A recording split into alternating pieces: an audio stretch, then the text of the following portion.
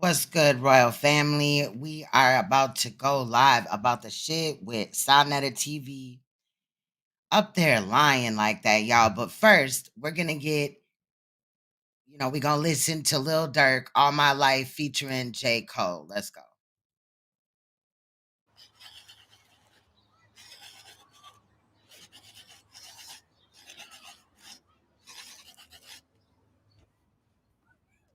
Y'all, all right. So let me remove this really quick. What's good, Ben? Let me get Ben back in here. What's good, Ben? Peace, peace. How you feeling? I'm feeling better today. Oh, Excuse me. Shout out to everybody that's in the building. I see y'all as you enter the room. Please make sure you hit that like button. Now, today we're going to talk about Sanetta came out and he made some statements about the Nikki Chanel trial, right? Sanetta on trial part one.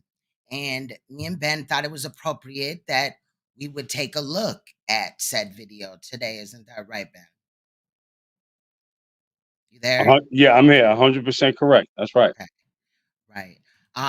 Did you wanted to make a statement you said before, or how do you what we'll Just try to real do. briefly, just real briefly. I don't want to take up too much time, Okay. but also to try to put into a perspective that you or I do not sit back and just feast on Sarnetta. Our mind is on a whole bigger issue regarding our people. That's a And fact. before we break this Sarnetta video down, I just want to address the audience, especially the Black American listeners of your platform. We're fighting a war amongst ourselves right now. And the Black people in America, if we don't get our act together, and we have no time because time has run out, we're pushing the verge of extinction. You know, the history is being wiped out. Our culture is being wiped out. It's dying off. We're dealing with decadence. We're dealing with sexual deviance, and enemies, our real enemies, are preparing attacks on us from all fronts: educationally, spiritually, religiously, socially, politically, financially, musically, physically, mentally. And as we take a look inside Black American neighborhoods, what are we doing? We're killing each other at astronomical rates every year. And if you don't believe me, just go to www.gunmemorial.org and take a look for yourself to see the senseless gun murders. And that's just guns that are committed daily. And when you get to that page, look at the color that dominates that website. It's Black people. So, we're in a country that, despite the history, we were still given some weapons to fight with, like guns. And I think they're vital in today's world. But our people choose to make killing each other a pastime. So in other words, we're totally misusing that weapon. We received another weapon in the form of technology, right? And this technology should be used to disseminate powerful, practical information. But today's Black people on the internet, we're caught in constant tirades of debates, slander, gossip, and spreading misinformation. And just like the gun, we're using this weapon wrong as well. So we have a lot. When I say a lot, I'm talking about millions of brilliant, talented, gifted Black Americans in our country, and we don't put no recognition on them that they deserve. The scholastics, the academias, because we're busy, the content creators, that is, ones that call themselves content creators, the internet influencers, we're busy debating, arguing, or just simply trying to entertain instead of creating a universal environment for us to learn. So I want to challenge anyone in the chat right now, listening, watching. Type in the chat, list a major industrial company owned by Black Americans. And we've been here for 400 years. I happen to live in New York City, and I can see the migrant crisis right in my face. Now, this question is to Black people. If we don't want to go to schools, if we don't want to work these jobs, these civil service jobs, then who do you think will do it? And if you don't know, let me tell you, the migrants. And when they get into a position, they'll look out for each other like how they supposed to. There's nothing wrong with that. But meanwhile, in Black America, we're still debating, not putting anything into context, not using the history to connect us to the present, but divisively debating with the aim and the goal to divide us so we can easily be conquered. And I just want y'all to remember, the devil, he yearns for us to be separated. And in the past 20 years, who has been the Don King of debates? Y'all answer that. So the truth of the matter right now is Black people, we don't have no movement. We don't have no cause. We haven't been preparing for a future. We think Master's going to help us, and that's not, we're going to be stranded just like the Black folks in New Orleans in 2005 Hurricane Katrina. You understand what I'm saying? So we have a lot of phenomenons that we're fighting right now. And, I hate to waste time with Sanetta, but we have to. We have to tell the truth to shame this devil, as the chat said. And I'm here to break this video down. My message is simple. The train has left the station. Time has run out. The faucet is on. It's not gushing yet, but it's on. And if we don't find a universal cause and stop playing each other and stop seeing each other as enemies, unless it is the real enemy, the way we treat each other's psyche, the way we treat each other's mind, the compassion we have for each other is non-existent. And the main cause that we should be fighting for is the future of our children, because they're starting this race with extreme disadvantages. And the truth is, we have the power to make the changes, but we have to start putting the real information out there. We have to use the history to connect it to the present. If not, if you don't put it in context for people to understand it, it just becomes baffling and confusing, like you've seen with the House of Confusion for the last 20 years. That's a fact. That's a fact. Well, we have the whole video except for the bullshit that he was talking about, Spike Lee and all that. I clipped that out but I really didn't edit this. So all I did was speed it up a little bit. But we're gonna look at this video today, Royal Family, because Saneter came out after 3 weeks, Ben, and felt super confident. He thinks let me he's correct you before untouchable. I'm sorry to interrupt. After 2 years, the Nikki Chanel story's been out for 2 years. True. That's true. And he's just now addressing it. He's just now addressing it. He claims that he saw this video that Nandy did. I'm just not really feeling good about a lot of that because I've peeped shit. I've noticed a lot of sneak dissing over there towards you, me, and somebody else that we would not name or whatever. But when the trial first happened, it was all positive stuff, really. And then now motherfuckers is clearly not doing the math correctly. So we're going to go over this today. Ben is going to walk it through, to us. But yeah. So let's start. You ready, Ben? I'm ready. All right, let's go. Years now, I'm still here, walking with my head up. Y'all been trying to defeat me for goddamn 10 years now. I'm still here, walking with my head up. No matter how many lies you have told on me, I am still here, strong, still standing strong. The only thing that happened is that they put a little block on my joint. Stop sending out my subs. Stop sending the notifications out. And so I know why they did it. So, oh man, I didn't want to touch this again. I did not see the Funky Throne Saneter on trial. I ain't paying no attention to it because I know it was bull crap. It was caping. They was caping. I know it was caping, saw or capping. You know what I'm saying? So you got something to say, Ben? Yeah, I mean, to put it in context, let's put the audience in context and whoever's going to watch this for future references.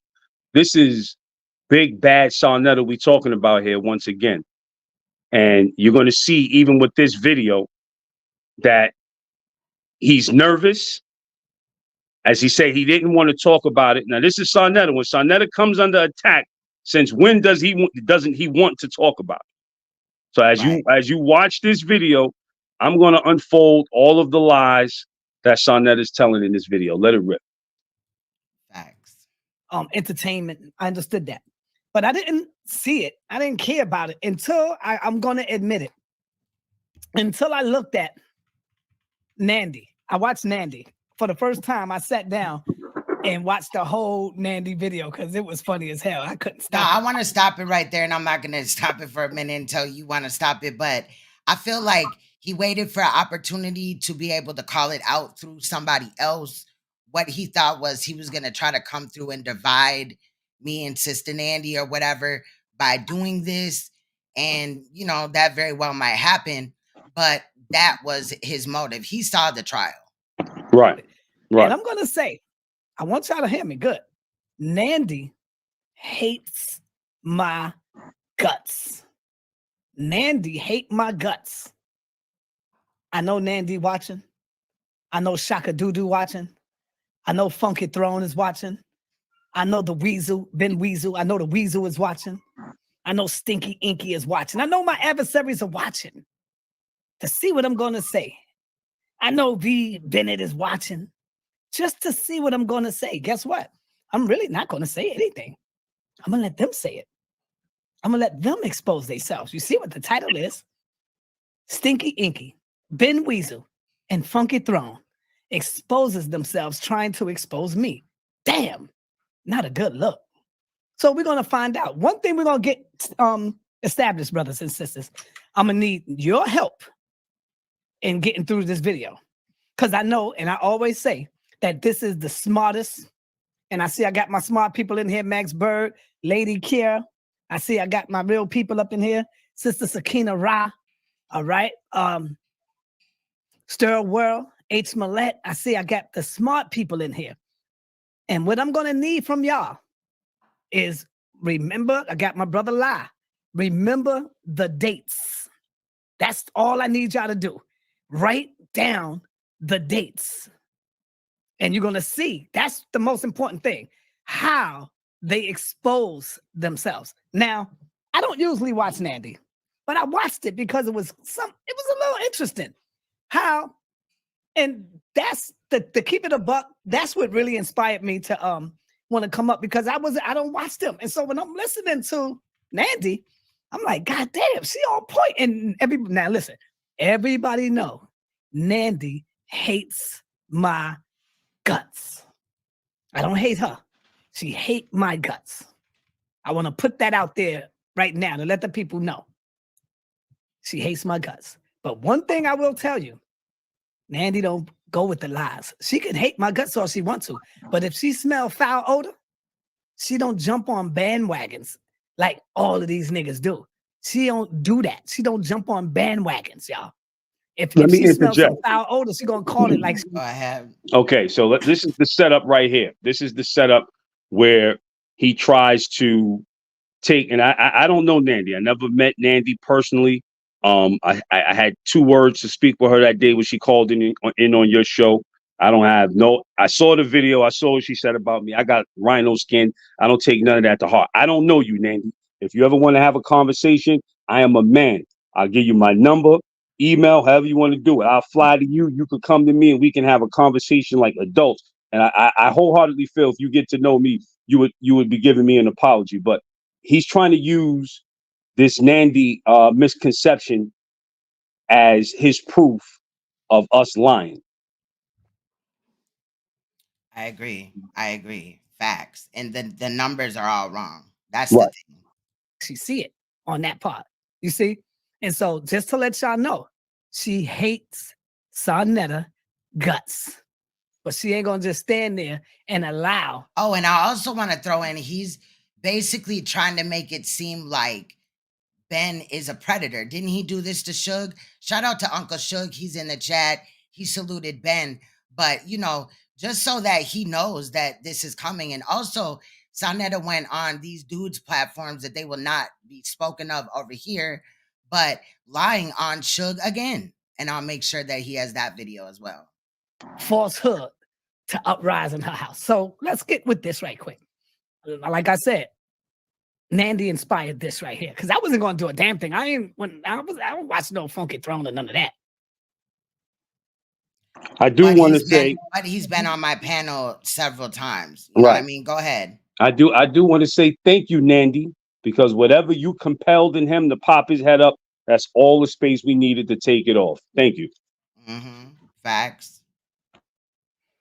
Yes, Nepal. I know she says I have AIDS. I just said she hates my guts. I know that.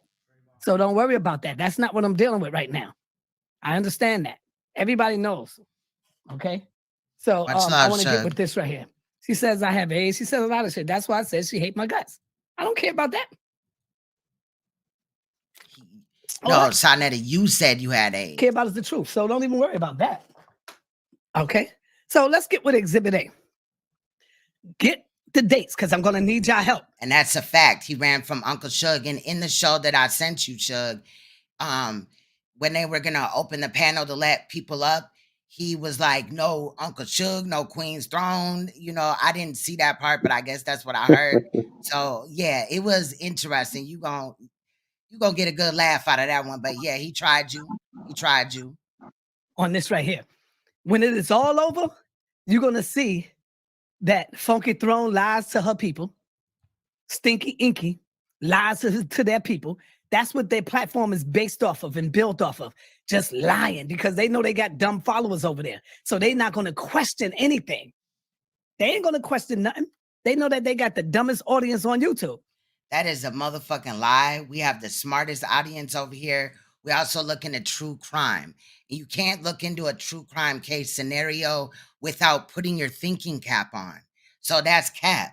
But the stuff that he talks about over there, you can be very dumb. And there's a lot of dumb followers over there. You see? So when this is all over, I promise you, everybody will convict Ben Weasel as trying to get with a 12 to 13-year-old girl. You got to stop it right there. Now, Frankie, this is Ben Diesel talking to you, and I know somebody's going to get this to you. You know damn well Nicki wasn't no 12 years old when I was pursuing her. You know goddamn well, Frankie, she wasn't no 12 years old. So for you to even try to deceive your followers and make them believe that only proves that you are a devil, straight up and down. And if I'm lying, bring Nicki forward. We're going to start right there. That's a fact. Watch this. Y'all ready? They said that I tried to get with with Nicki. Get the dates ready. I want everybody to map down the dates. That's the most important thing. Y'all ready? Let's go.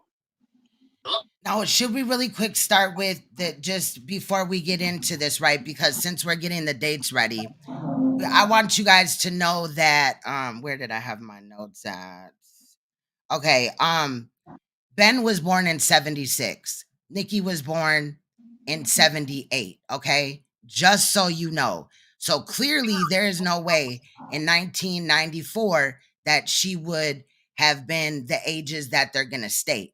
So it is important for you to know the age, the years of the, the ages of the people that we're talking about here. That was not really talked about other than assumptions about how old Nicki was. They even dropped it down to 11 and 12. Like, really? That's what we doing now?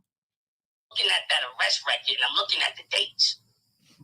And as I look at the dates, I said, wait a minute. This is during the time when Frankie was going out with a 15, 16-year-old girl when he was in his 30s. Let me say that again. Stop it right there, Queen Throne. Yeah, bro. Now, notice it was said 15 or 16 during the time of his arrest record. I want our audience to take some dates down and some ages, some numbers. 15 to 16 during the time he came home from jail, which was 1995 based on his arrest record. And Frankie, you put your foot in your mouth again because you said you did 5 years and your arrest record shows that you was taken off the street in 1993 and returned in 1995. You fucking liar, you. So fact. Yeah. So you just put your foot in your mouth, and even on this setup phone call, the numbers were accurate, 15 to 16. So I don't know where Sister Sanetta Nandy got got her locked number up. from.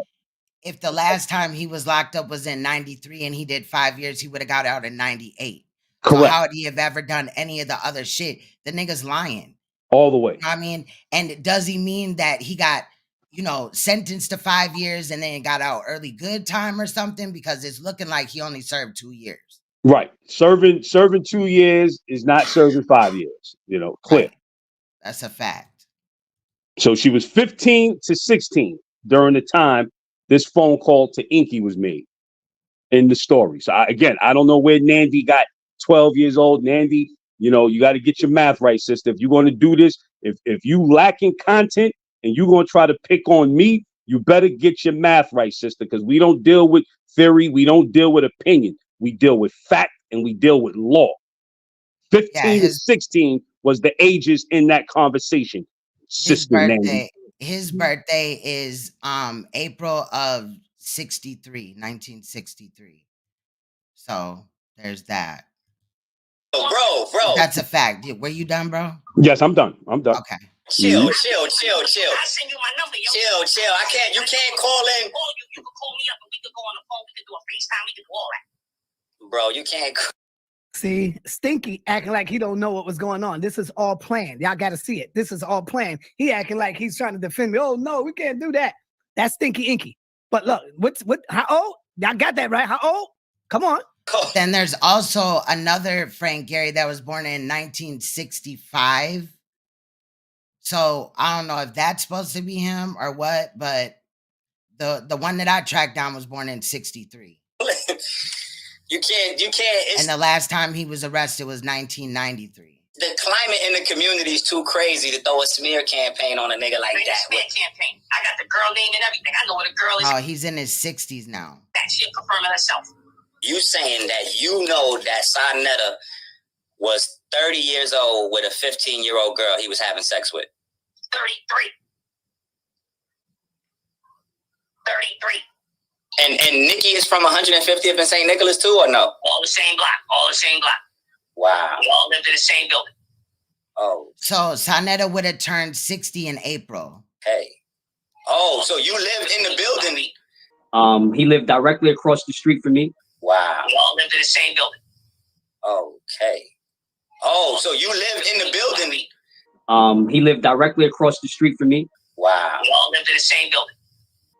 He lived directly across the street from me. Wow. Stop it right there. 1 second point.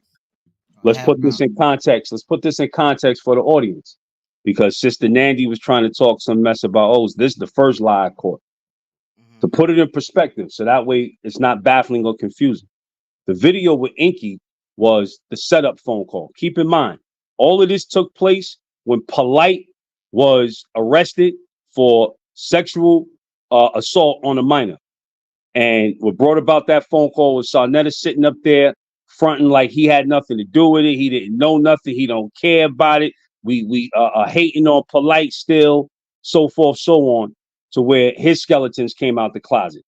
So this was a setup phone call to get him to stick his head up. Like the movie says, we know what you did last summer. And just for the record, I want to clarify, at this time, it wasn't known to me that there was a setup phone call, correct? Correct. Okay. True. Let's go. Hold on. Oh, we got a little bit of static. Come on, nigga. The fuck? All right, let's do this again. Come on.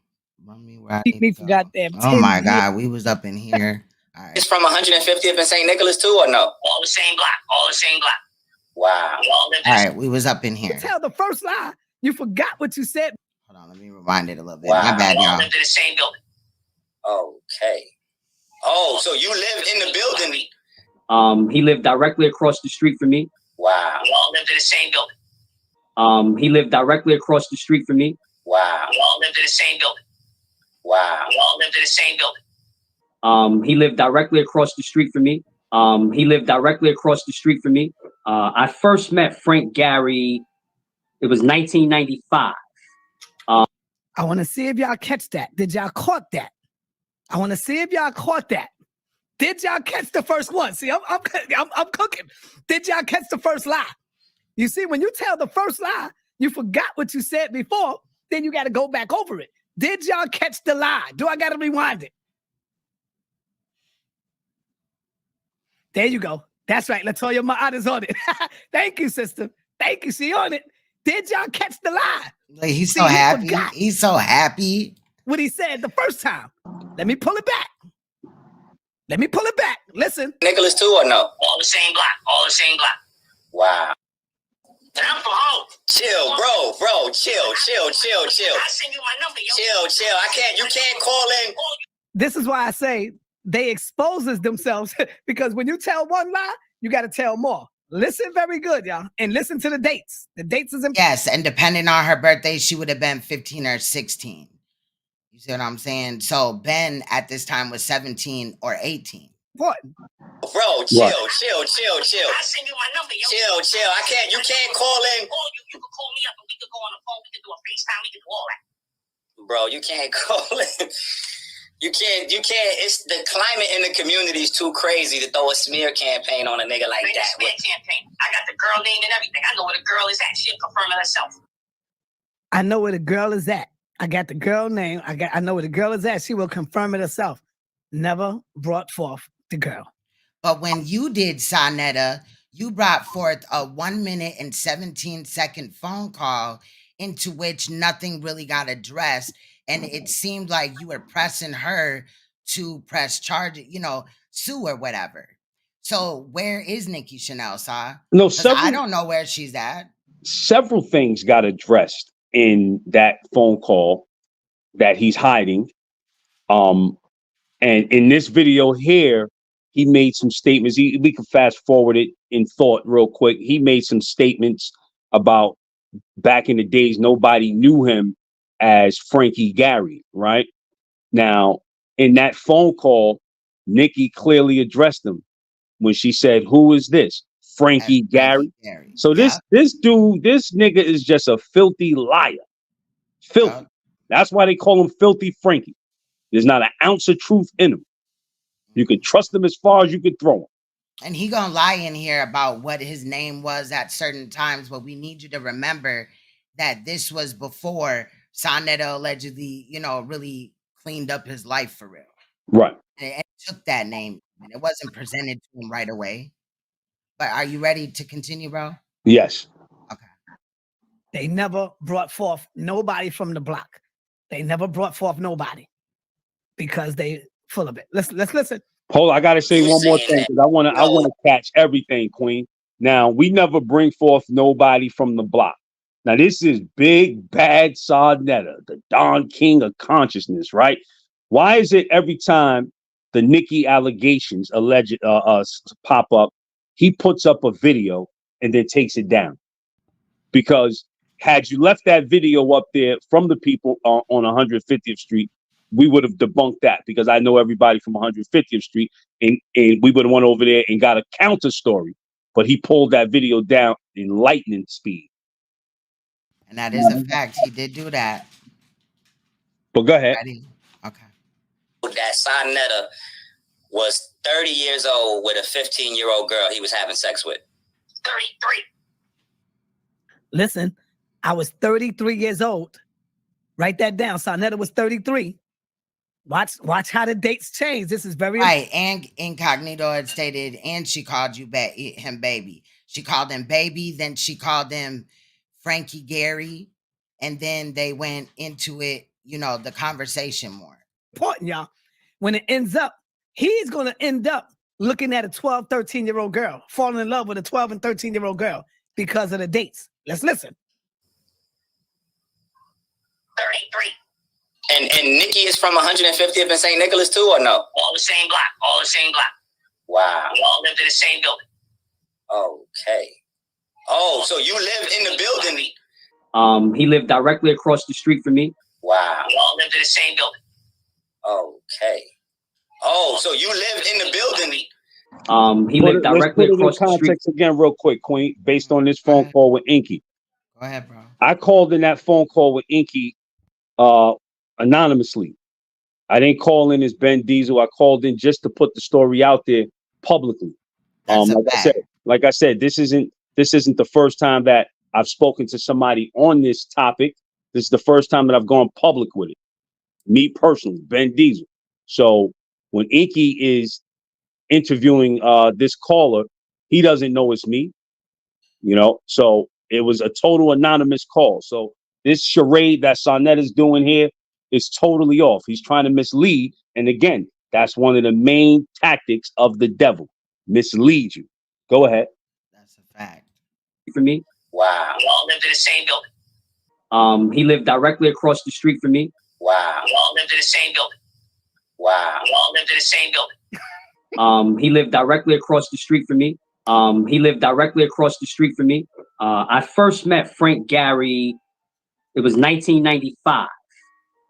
He lived directly across the street from me, 150th Street in Harlem West, 150th Street. Okay. Oh, so you lived in the building, but apparently the story is he started having sex with the girl when she was 15 years old. So Saneter had went away to jail for a year, and this girl had stayed with him the whole time. Like while she was 16 years old, That's the second lie. You see how he said Saneter went away for a year. And when he came back home, listen very good, y'all. I never went away for a year. I went away for 5 years. And when I came back home was the first time I ever came to 150th Street. You see that? Mind you, his last arrest was 1993. So if he had gotten 5 years, but only had to serve 2 and some change on good time, then Ben's story is factual, right? Because if Saneter had did 5 years straight up, 5 years, 60 months, he would have been out in 98. Right. So Saneter, there's issues here, bruh. Where's this 5 years at? Like, I mean, how do you, it's, you know, he's such a liar, and he tells on himself, even in this video, when he says, yeah, you tell one lie, you forget it, you got to tell another one. And this is synonymous to him cutting somebody's ear off and then cutting somebody's nose off. Yeah. I did 5 years, but your arrest record shows you was arrested in 93 and you did 2 years. You was home in 95. And then he also stated that he was basically a child. I don't know if he meant like youth, you know what I mean? But he made it seem like when he sliced and diced dude's ear or face, like he was a child, and that's not the case, clearly. So, right. I mean, I'm just saying, unless I see otherwise. But yeah, the whole thing about him serving 5 years cannot be true. There's no way. All cap. Now, my family moved, and that's when they moved to 150th Street. So I came, and you know, you got to have somewhere that you're going to stay. You got to have somewhere that you're going to stay. So I gave them my mom's address where they're going to be releasing me from. You see what I'm saying? You got to have somewhere you're going to stay. Let's go back to that. Let's go over that again. Everybody got to hear this. Ben had stated, you had stated, Ben, that he was living at his mother's house, correct? At that time? Correct. So how would Ben have just known that just in the door type of shit? You didn't say it was nowhere else than where it was. And he's already, you know, agreed that he was living at his mother's house. In 1995. Exactly. Let's continue. Or try to at least, child. They playing with another one. Okay, come on. All right, let's try this again. Well, it's probably going to do that thing again, though. Fuck, I'm going to have to start looking at the timestamp. See, this is some bullshit. Keep me for goddamn 10 years. All right. It was up in here, right? Nobody, you know, we was pretty much looking at current events and basketball and sport. All right, we'll go back. I'm sorry, y'all. I'll start remembering the timestamps if it does that. I don't know what it is. It's probably too much shit on my computer right now. Across the street from me. He lived directly across the street from me. I first met Frank Gary. It was 1995. He first met me in 1995. All right, we heard that. Let's go. Come on, don't start this shit. His mother's building. Okay. So I would see him there all the time. He was one of the older guys. But that's exactly where I met him at 150th Street back in 1995. This was before the Panther days, before he was Saneter. Okay, what were the guys doing out there? I never. Oh, wait a minute. That's a good question. Texas Bama said, so where was Cynthia Sanetta? Why didn't you use her address? And also, Ben, did you ever know of Cynthia back at that time? I didn't know of her. No. I knew he had a son. I knew he had a son at that time. Like I said, if you watch the trial, you know, that's all factual information in there. Whether people want to consider it a real court, fake court, you know what I'm getting at. But the information Right. is factual. And 95, he was out there with his son. Cynthia wasn't there. That was his mother's apartment. Do So you I know of a remember, woman named Lori, like the alleged other wife named Lori, because she has a son by him as well? never heard of her. Okay. I'm just, checking for as far as Mhm. the case goes. Let's continue. I should have never did, but that met was, this I think, a clown good question. in 1995. I came home in 1995 from doing 5 years in Clinton Correctional Facility.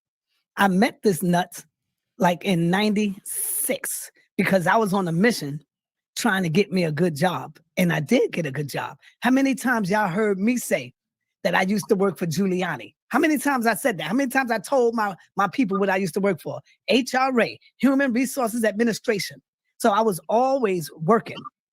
I was always on the job. So I got a question. So you just went to jail for, allegedly selling drugs and slicing a nigga's nose off his face or whatever. You went to prison, right? Did allegedly 5 years, and then you start working for Giuliani in a government position. How'd that work out? Like, that don't sound weird to nobody? Yeah, that's very weird. That's very weird because when you look at Never his hanging. history, when you look at his history, when did this take place? You know, from 90 what, Sonetta? When did you have this job? I've never seen it, and I was in the community. Bottom line, I lived in the community. So when did you have this job? When you consider from 96 to 97, you was working at the barbershop. Right. You Right. know, so Like something yeah, ain't right, bro. Something ain't right. he's Now just a liar. I do remember like when he was jumping around with Hassan Campbell and they was banging on each other or whatever in like 96, 97. I mean 96, child. In 2000 and like 16, 17, 18, maybe 19-ish. I remember when they were going back and forth and he made statements that Sanetta made statements that he worked for Giuliani. And I just found that that's weird. And now we know that Giuliani is surrounded by, some corruption type of shit, right? So that's interesting. But I don't see how when he allegedly sliced the nigga's nose off and was selling drugs, what was this? Some type of like employment outreach program? What are we doing here? Yeah. You know what I'm saying? Like what? Lying to the people, further distracting them, further trying to bring this illusion of I himself thought out. he was in the mosque and shit though. You know what Negative. I'm saying? Like he just did Right. all these things at the same time. Like I'm Now, just never playing. telling no prison stories with the crap that this nigga's talking about. Never did none of that. Wasn't hanging out with none of them. You see? So there, let's go. I mean, you came on here, Sonnet, and told some of your little prison stories, but let's continue. Front of the building, if you don't mind me asking, like, what were the guys doing? It was He a lot definitely did show a badge, Uncle Suge. That's a fact right there. of jiving around, man. You know, guys weren't politically astute back then. No disrespect to nobody. You know, we was pretty much looking at current events and basketball and sports and smoking weed and things of that nature. And Sonetta would be out there on the stoop smoking cigarettes, just jiving around with us. In that time, Never did none of that. never did none of Vanessa, I hope you ain't trolling, but Vanessa said I went to prison for a few years and now I work for the HRA. that. I was too busy working. I was working when I got home. You know how they say you got to know somebody to know somebody to know somebody. Well, family, I knew somebody. And So why you didn't work at the HRA or for Giuliani before you went to prison? Why did you have to allegedly sell drugs? Even though your drug dealing story is fake as hell because your charges were minimal as fuck. Like a half a gram here, a gram here, you know what I mean? Like He was a wasn't user. selling big weight, nigga. Yeah, he was a user. Facts. Why I say that like I was from New York? He was a user. I was blessed to get me a city job. I was blessed to get me a city job. Cynthia right there. She'll tell you everything. She used to make my food every day, make my lunch every day. Well, where was Cynthia Sanetta? Because she wasn't in that apartment with your mom and them. It don't seem like it because Ben has no recollection of Cynthia at that time. At Unless she all. was hiding her up in the house under the bed or some shit. Nah, Cynthia didn't live there. And Cynthia tell yourself she didn't live there. But maybe he was really staying. I don't know. I don't know. This nigga be lying so much, child. Would make my lunch and I would go to work. Cynthia will tell you. See? And I would go to work every day. So these niggas is crazy, man. Time period. Did he have any aliases? No, no aliases. Just Frankie. His name is Frank Gary.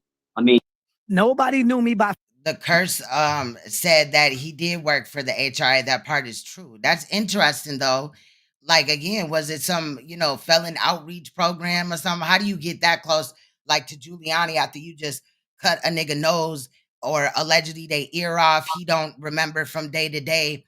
That's the only reason why I question it, Curse. I'm not saying that you're lying or whatever. I ain't seen what you've seen, but I've heard him say it on occasion. Frank Gary. Nobody knew me. Nobody called me by my government name on the block. Till this day, I could go around there and they would call me by Saneter. They Now, had to have called. Go ahead. Go ahead, bro. Okay. So now this is an outright lie. We're talking 95, 96, 97. He wasn't even into consciousness like that. He didn't start running around with the all black camouflage suit on with the red, black, and green patches on it until about late 1998. And that's when he was Salik Karan. That's when he first changed his name.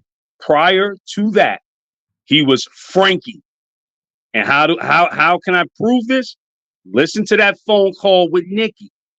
Nikki didn't say, who's this, Sanetta? She didn't say, who is this, Salik Karan? She said, who is this, Frankie Gary? Right.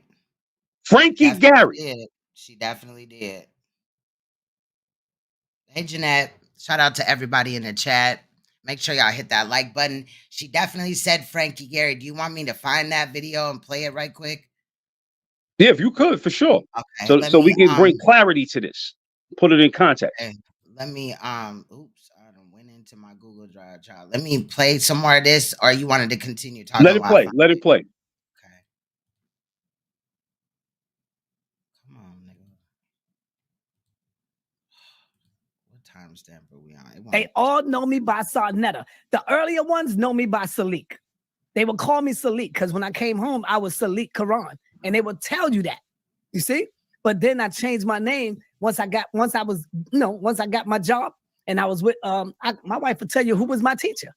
I could tell you in a whisper. And I asked her, she'd come in and tell you. His name was Sekou. Sekou was my teacher, a brother by the name of Sekou.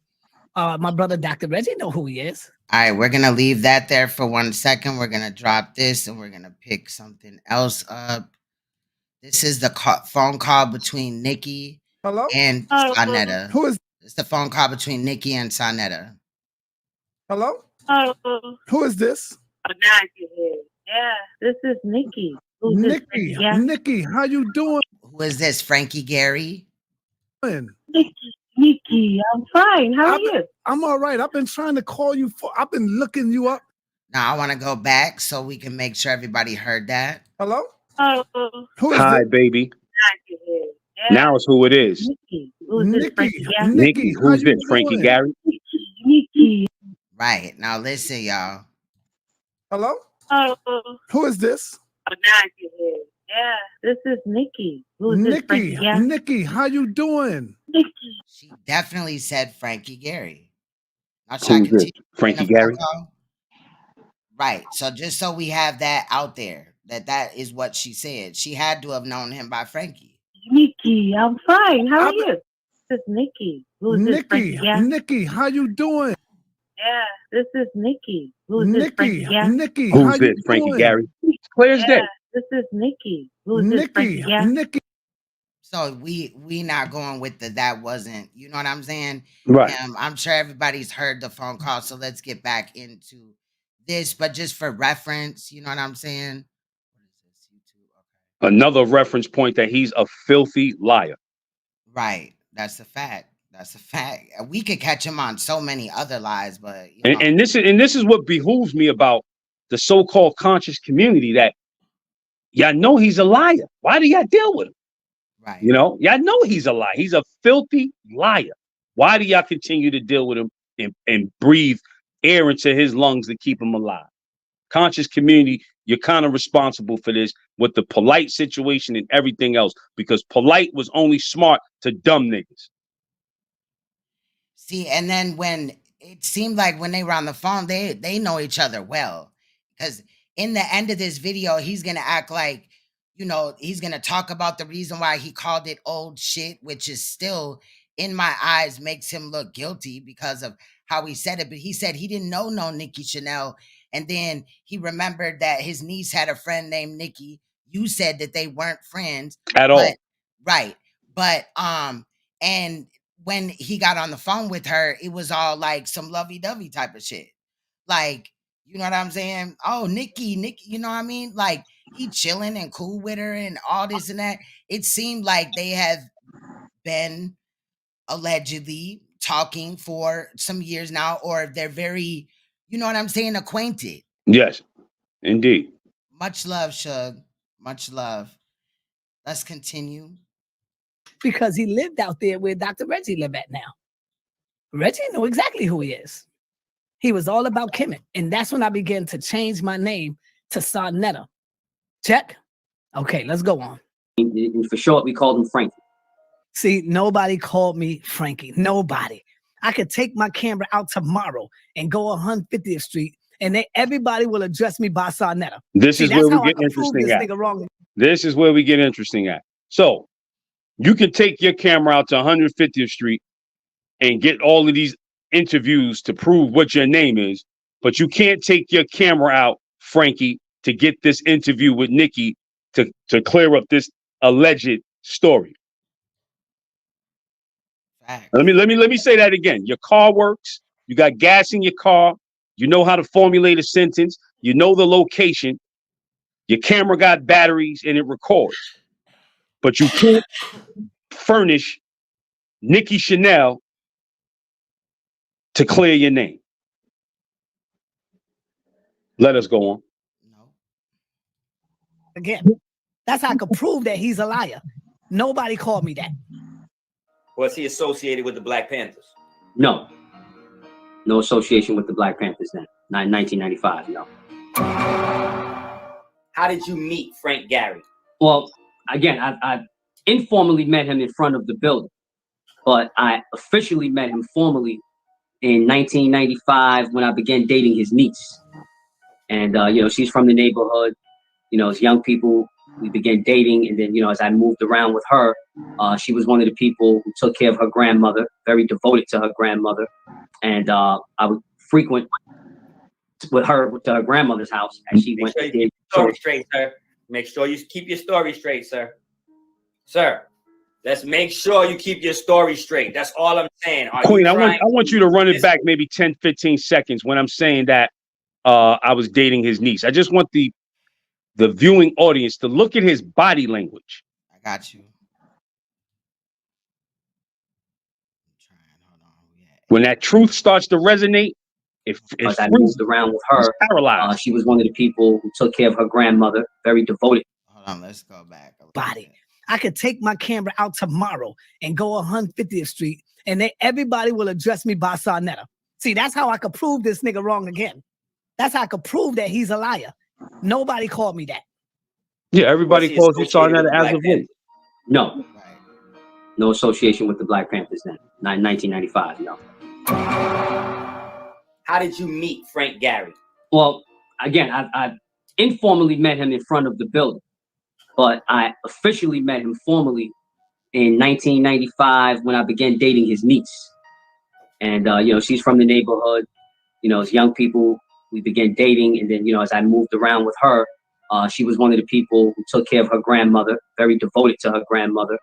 And I would frequent with her to her grandmother's house as she went to keep your story straight, sir. Make sure you keep your story straight, sir. Sir, Let's make sure you keep your story straight. That's all. He definitely had bugged out eyes. All I'm saying. Are you trying to mislead the judge here, sir? So again, for clarity, for the court, for the judge, where did you meet Frank Gary? Again, the very first time I met Frank Gary was hanging out with my homeboys in front of the building, where he would come around. You know, he was a cigarette smoker back then. He would smoke his cigarettes, you know, tell a few prison stories, and then he would leave. I really didn't know him like that. I didn't have too much interaction with him until I started dating his niece. Keep mentioning the niece. How old were you when you met Saneter? When I met Sanetta, I was 18 years old, going on 19 years old. That was. Remember that when he met me, he was 18 years old. Write that down. He was 18 years old, going on 19. Remember that, y'all. It was 1995. In 1995, that's when he met me. Going on 18 to 19. Remember now, Nicki is 15 years old. Do y'all remember that? Let's come on now. Nicki is 15 years old in 1995. Or did y'all forget when they came out with the first video talking about Nicki was only 15 and Sanetta was 33? Do y'all remember that? Come on, put a one up in the chat if y'all remember all of this. Because like I said, I need y'all help. I need y'all participation. How many of y'all remember that? How many of y'all remember that now? She would have actually been 17 in 1995. Depending on when her birthday falls. Or 16 going on 17. Right, right. Depending on where her birthday falls. Huh? Come on. All right, let's go. That's when A pseudo dies at his own source. That's what they say. I met Frankie. He definitely took this live down. He definitely did. 18 going on 19. Say it again, Stinky. 18 going on 19. What was Saneta's character like back then? If you had to assess it, just give us a... My honest assessment was he was one of the older guys from the neighborhood who chilled in front of the building, told his war stories, smoked his cigarettes. You know, this was an everyday thing with him. I never chilled in front of the building. I'm going to stop it right there. I want to just point out what Imani said. I hope I pronounced that right. 2 considerations. 1, Sanetta paid off Nicki to keep her quiet.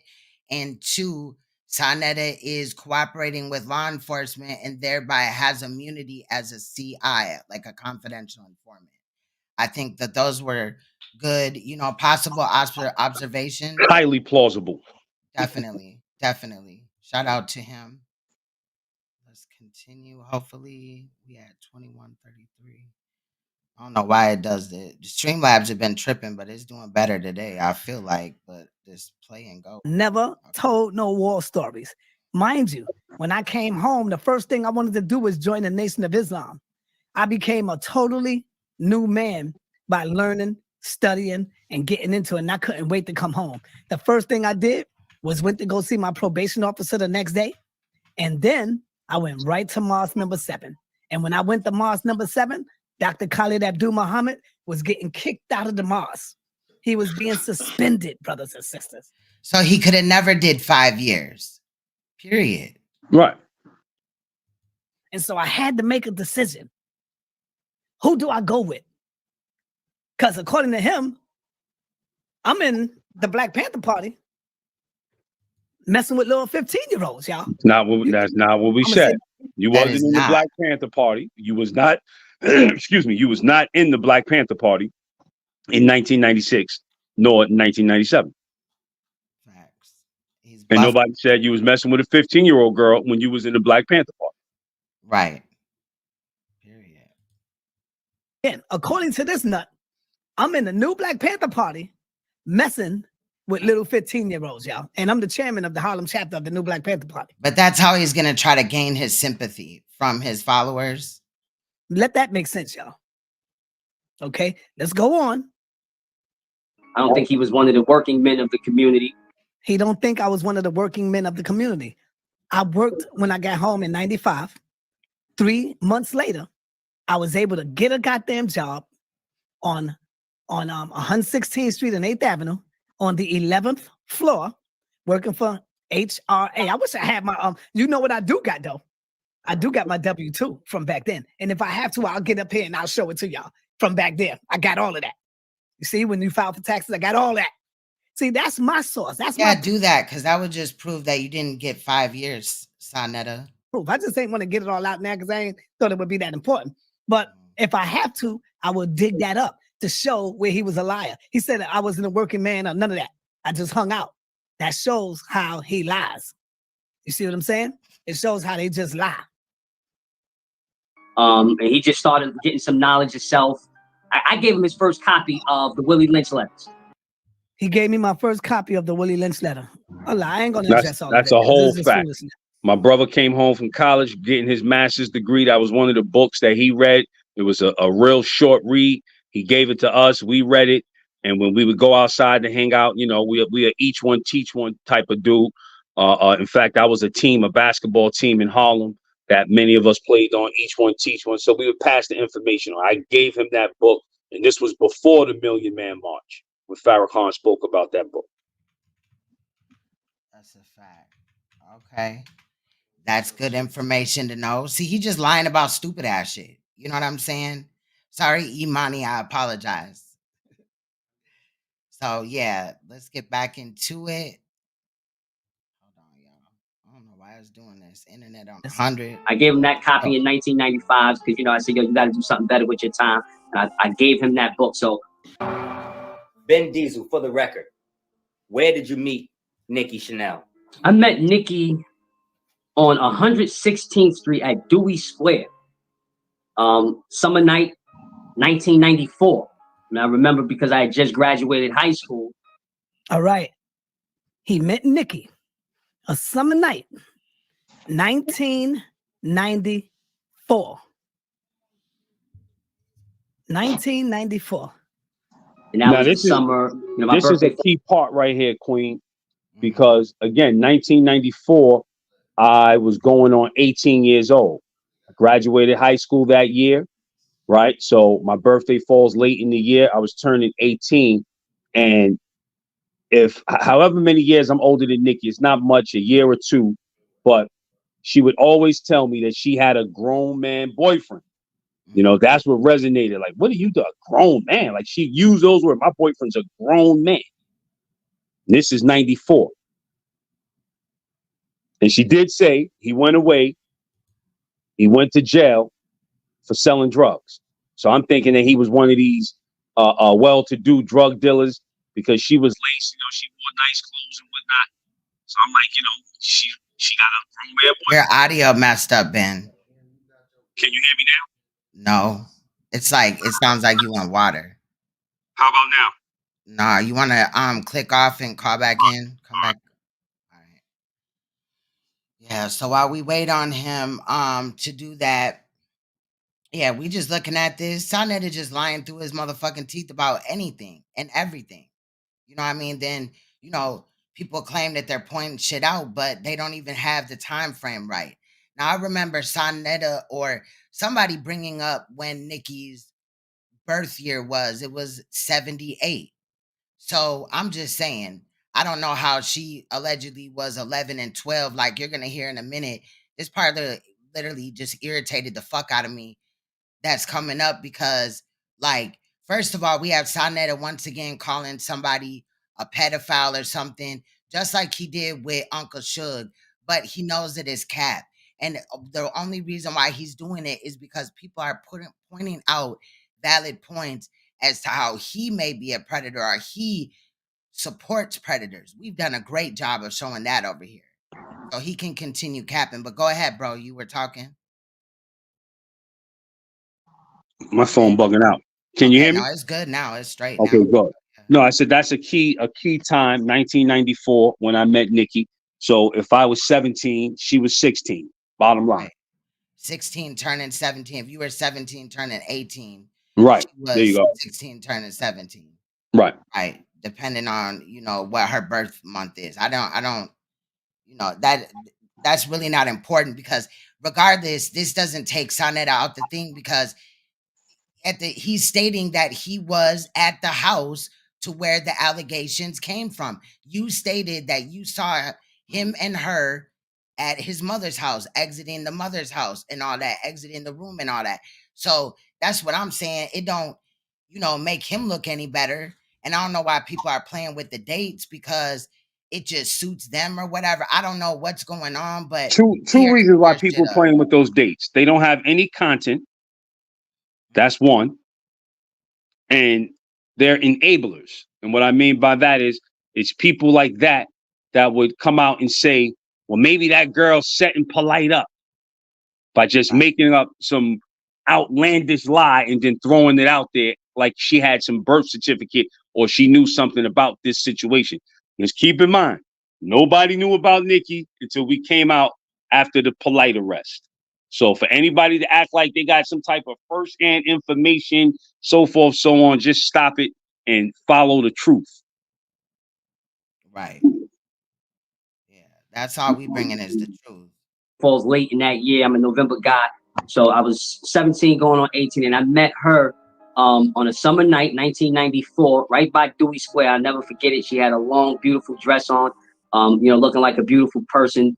And I tried to get to know her. Y'all missed it. Let me go with this one right quick. I'm going to get back to that. I'm going to go with this one.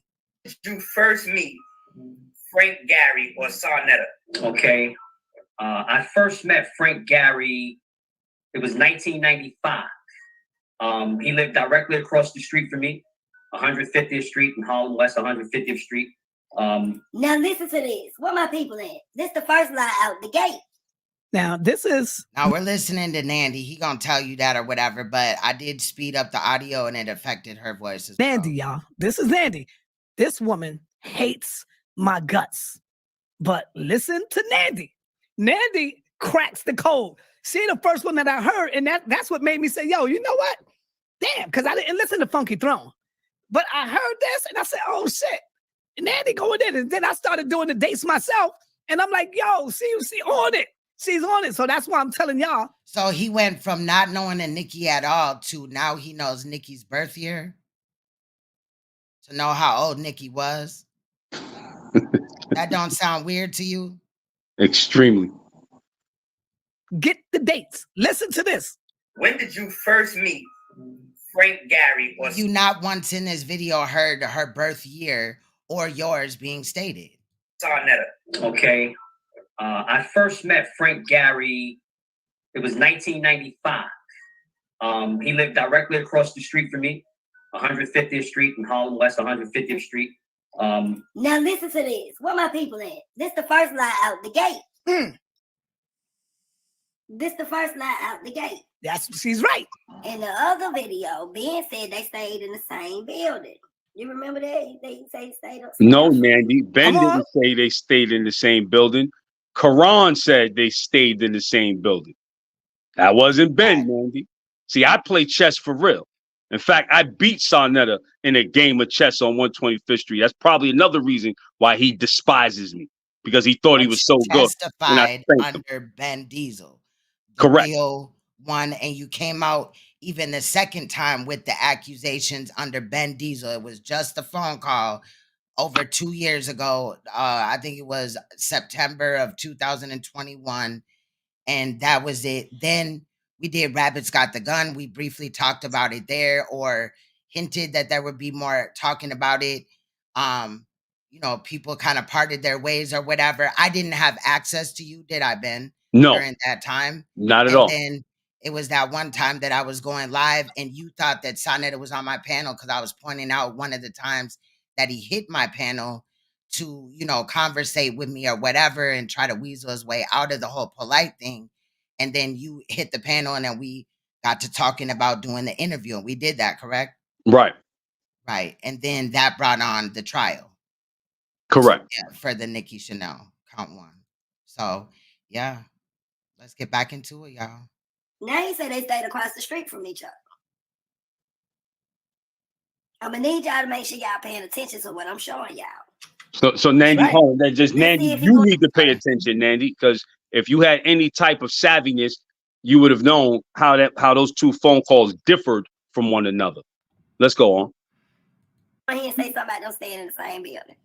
Because I remember him saying he stayed in the same building with Saneter, upstairs, or somewhere around Sanetta where Nikki was. They was all in the same buildings. That's right. Y'all heard him say it. Y'all heard Let's it. go. Let's go. When I met Sanetta, I was 18 years old, going on 19 years old. That was 1995. That's when I met Frankie. Where did you meet Nikki Chanel? I met Nikki on 116th Street at Dewey Square. Summer night, 1994. And I remember because I had just graduated high school, and that was the summer. You know, my birthday falls late in that year. I'm a November guy. So I was 17 going on 18, and I met her on a summer night, 1994, right by Dewey Square. I need y'all to. Now watch how Nandy break this shit down. When she broke this shit down, it really caught my attention because, remind you, I don't listen to these clowns. I didn't even listen to it. Watch how Nandy cracked the code on this shit. Mind you. It's wild that he's so gung-ho about this, but he was disrespecting this woman and all this and that. But the pure fact that he feels like she vindicated him, he did watch it. He made statements about it. And the connect that I have over there stated that he was bitching to them about it and stated that it was kind of well put together. So thank you for the props. But Sanetta, stop lying. You feel what I'm saying? But it was just because she's over here, you know, in a way, in reality, vindicating him in her eyes or his eyes or whoever's involved. I don't know what the fuck is going on. I was disappointed in this. I'll just say that. And yeah, but maybe there was a misunderstanding. But Nandy had my number until she recently blocked me because I sent her a message. And my phone is set up to let me know if I'm blocked by somebody. If I send them a message, it will let me know. It just does that automatically. And it told me that. So she could have asked me the years. I could have reached out. I could have gotten you guys in a live stream or had y'all connect behind the scenes or whatever. But there was none of that. It to me kind of feels like she jumped to conclusions. Yes, big time. Yeah. This woman hate my guts, y'all. Her on a summer night, 1994, right by Dewey The Square. body language of Sanetta, y'all. Peep game. I need y'all to listen to what he's saying. Where my people Right. at? Because see, we got to watch motherfuckers. That's why I said it's either some lies or niggas telling on themselves. Ben said he met Sanetta in 1995, which means he would have been 18 or 19. That's right. That's what he said. That's right. Well, Ben said in 97,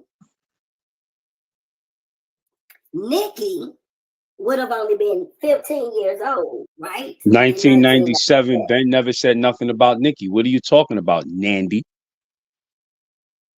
Didn't think that 1997 came up in the trial. 1990, the Nicki story was over after 1996. So what is Nandy talking about 90? Where did the year 1997 ever come into play, sister Nandy? And instead of her getting older, it appears that she's drastically getting younger.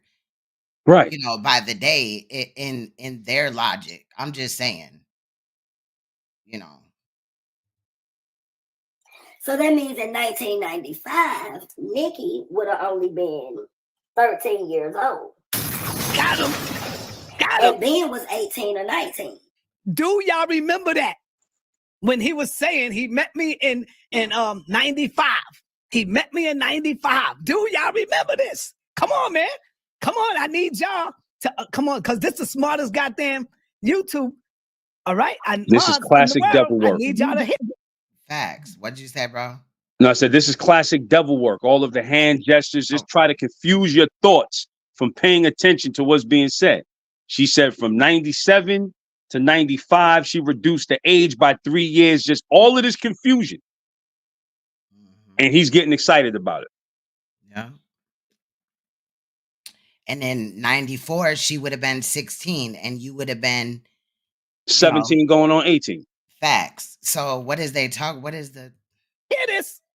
She cracking this shit. And I was like, oh, you got this. she would have been 15 going on 16. You would have been 17 going on 18. Correct. Yeah.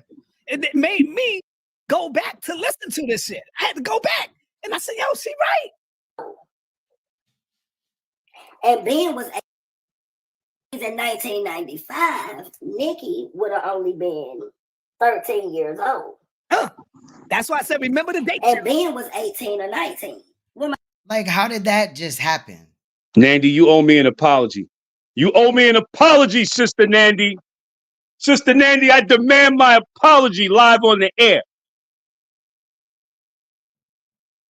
I mean, come on, because what is leading into is some like predator accusations, bro. And I was like, what in the fuck?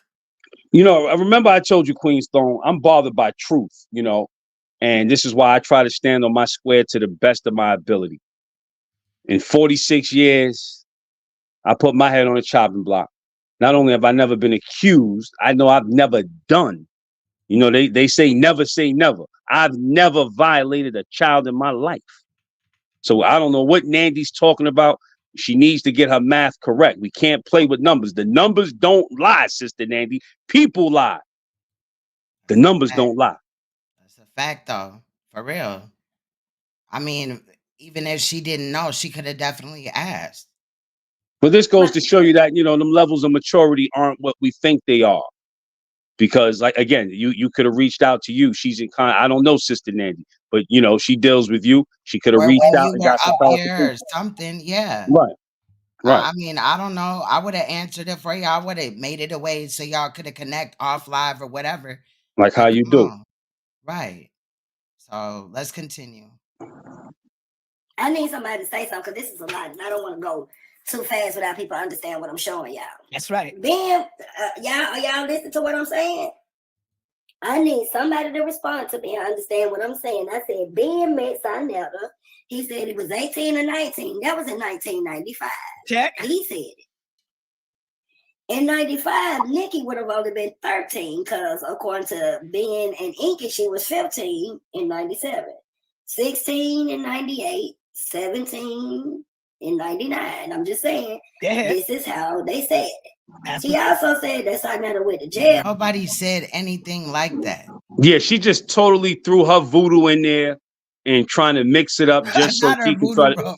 Yeah, she threw her voodoo in there. Like, you know, that was totally some 3 Carmani shit she just did. I was like, what in the fuck, bro? Let's continue. And came back and started messing with her. But he just said the way he met Saneter is him standing outside smoking a cigarette and telling Prince's story.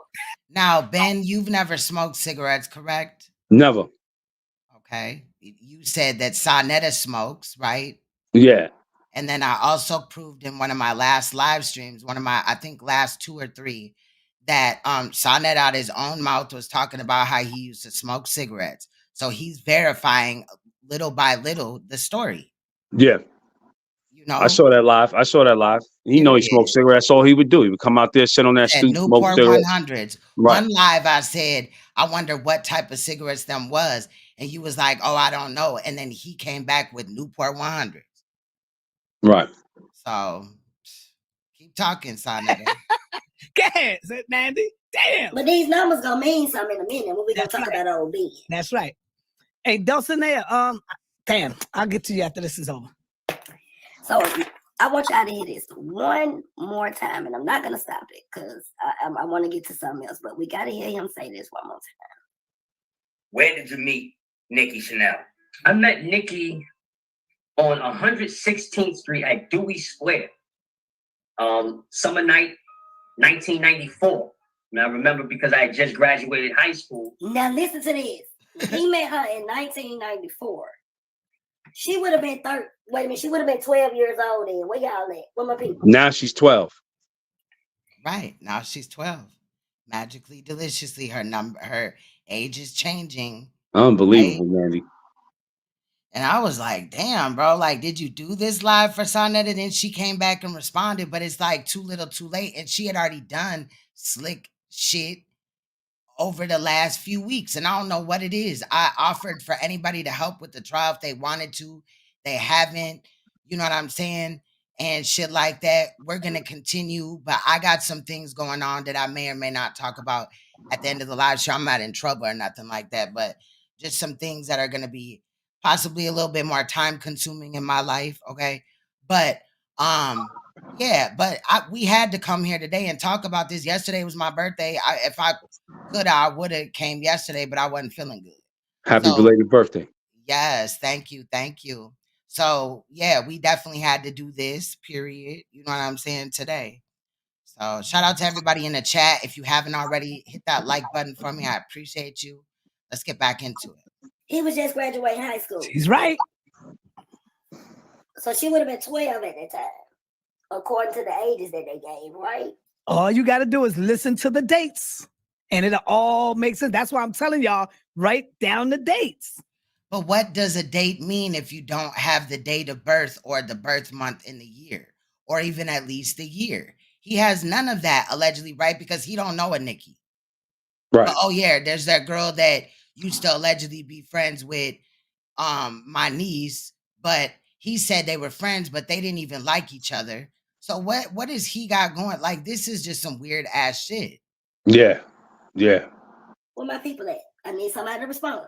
So that means he graduating, she's still a baby. Happy birthday, Jeanette. 8 years old. Thank you, everybody. Well, let's go. Let's see what he got to say. 1994 now, y'all. Because remember, and this is kind of crazy. Pay attention. Pay attention. He said he met her in 1994. She would have been 12. But according to him, in 97 is when Saneter was messing with her. She was 15. So we have to separate. Take 3 years back. Got him. To 94, which would have been 12 years old. And he just said he was 18 or 19 in 95 when he met Saneter. So that would have made him 17 or 18 in 94, meeting a 12-year-old. What? Nandy. Damn. Girl, what? If she was born in 78, there's no way that she was 12 years old or 11 or 13. You know what I mean? Like, what do you... Godspeed, Nandy. We'll pray for you. But let's continue, because it's coming out his mouth, not mine. That was the summer. You know, my birthday falls late in that year. I'm a November guy. So I was 17 going on 18, and I met her on a summer night, 1994, right by Dewey Square. I'll never forget it. She had a long, beautiful dress on, you know, looking like a beautiful person. And I tried. Look at this. Now, she was 12, y'all. Somebody talk to me. We gotta do the math. See, this is gaslighting at its finest, and this is why people like Nandy don't need to be up here, because you're dangerous, you know. And had I had no discipline, I would have went all over her in disrespect. But I got way more discipline than that, way more respect for my women, even though they're wrong at times. But she's just gaslighting it, because I believe this is the part where she says she was 12 years old. I was talking to a 12-year-old, y'all, you know. Just gaslighting. Right. Yeah, and that's crazy as hell. Again, she could have asked somebody. Right. I was fucking with her. And she was 15. In 1994, he was trying to fuck Look with at his her. face. Hold up. I want to see what my people... Yeah, he looking like, man, this shit is crazy. And it is simple math. I'm just saying, but if you don't know where you starting, then how do you know where you finishing at? You know what I'm saying? It just was that for me. Like, what is going on here? You wanted to say something, Ben? No, I want to finish listening and dissecting. Do y'all get it? Do y'all get what she's saying, y'all?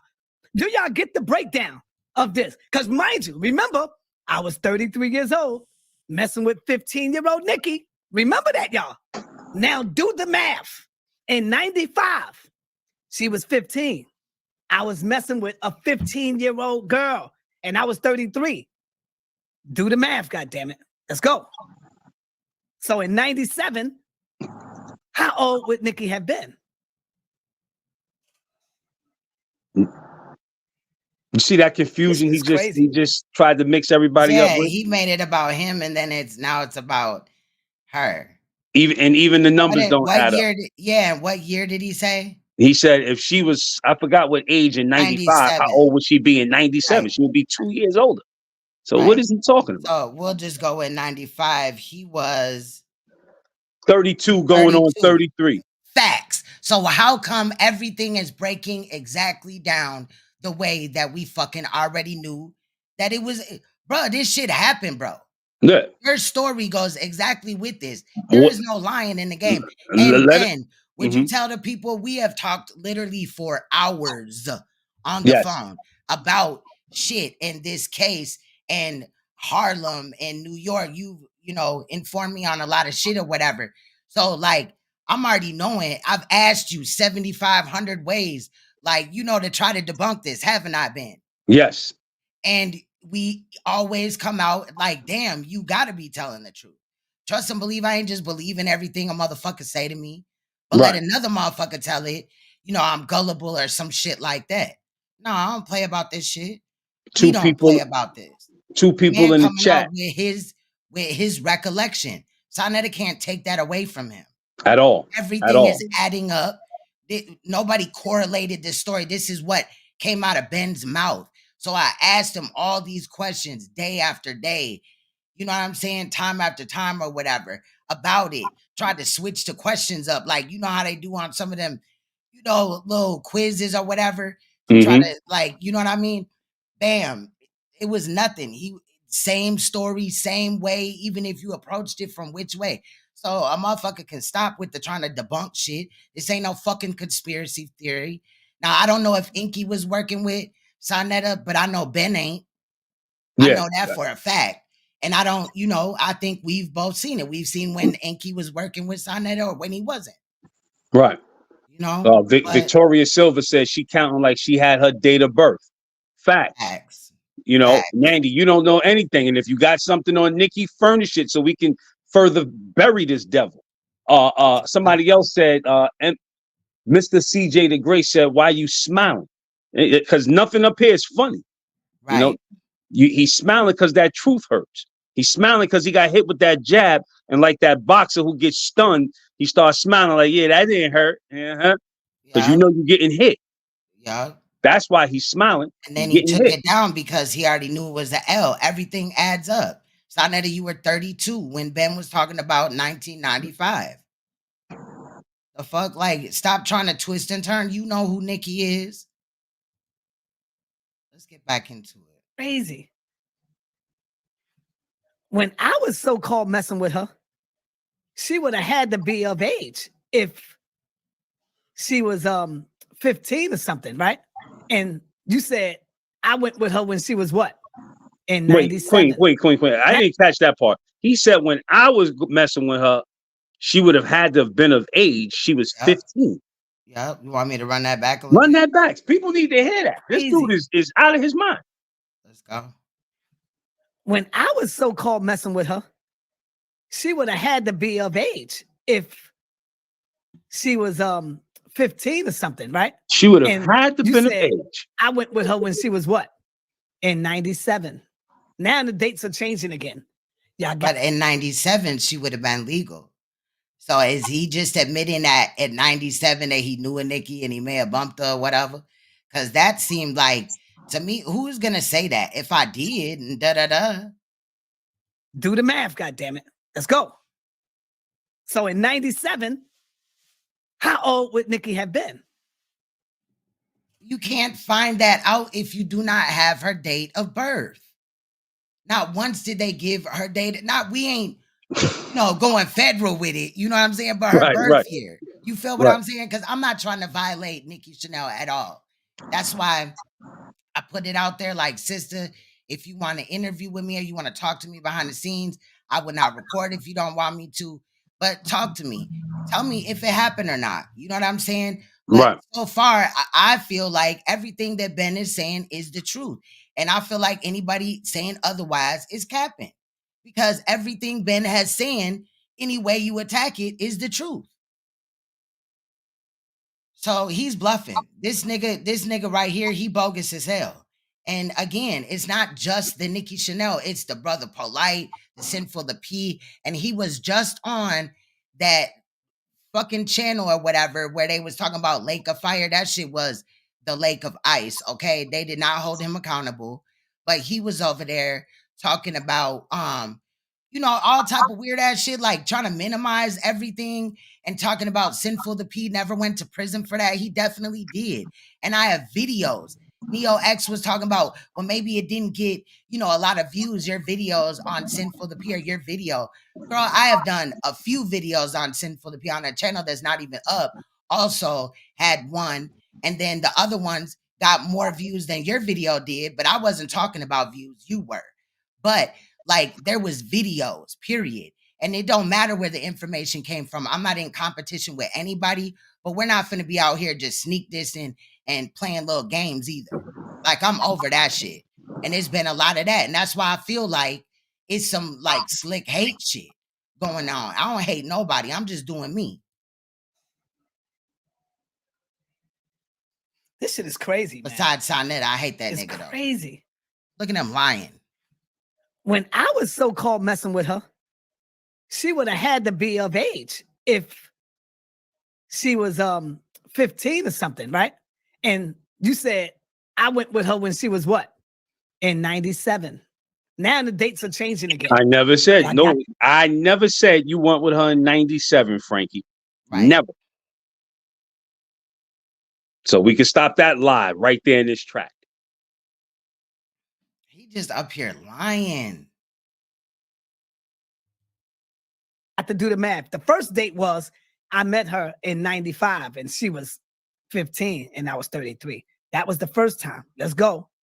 Let's go. That's why I'm telling y'all, do the math. It don't take that much. Well, why didn't you do the math and come in here and say that she was born in 78 or her birth year? If you debunking shit, right?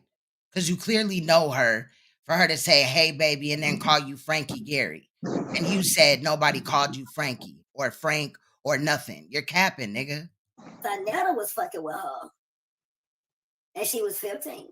That's right. In 1994, he was trying to fuck with her and looking at her and she was on 12.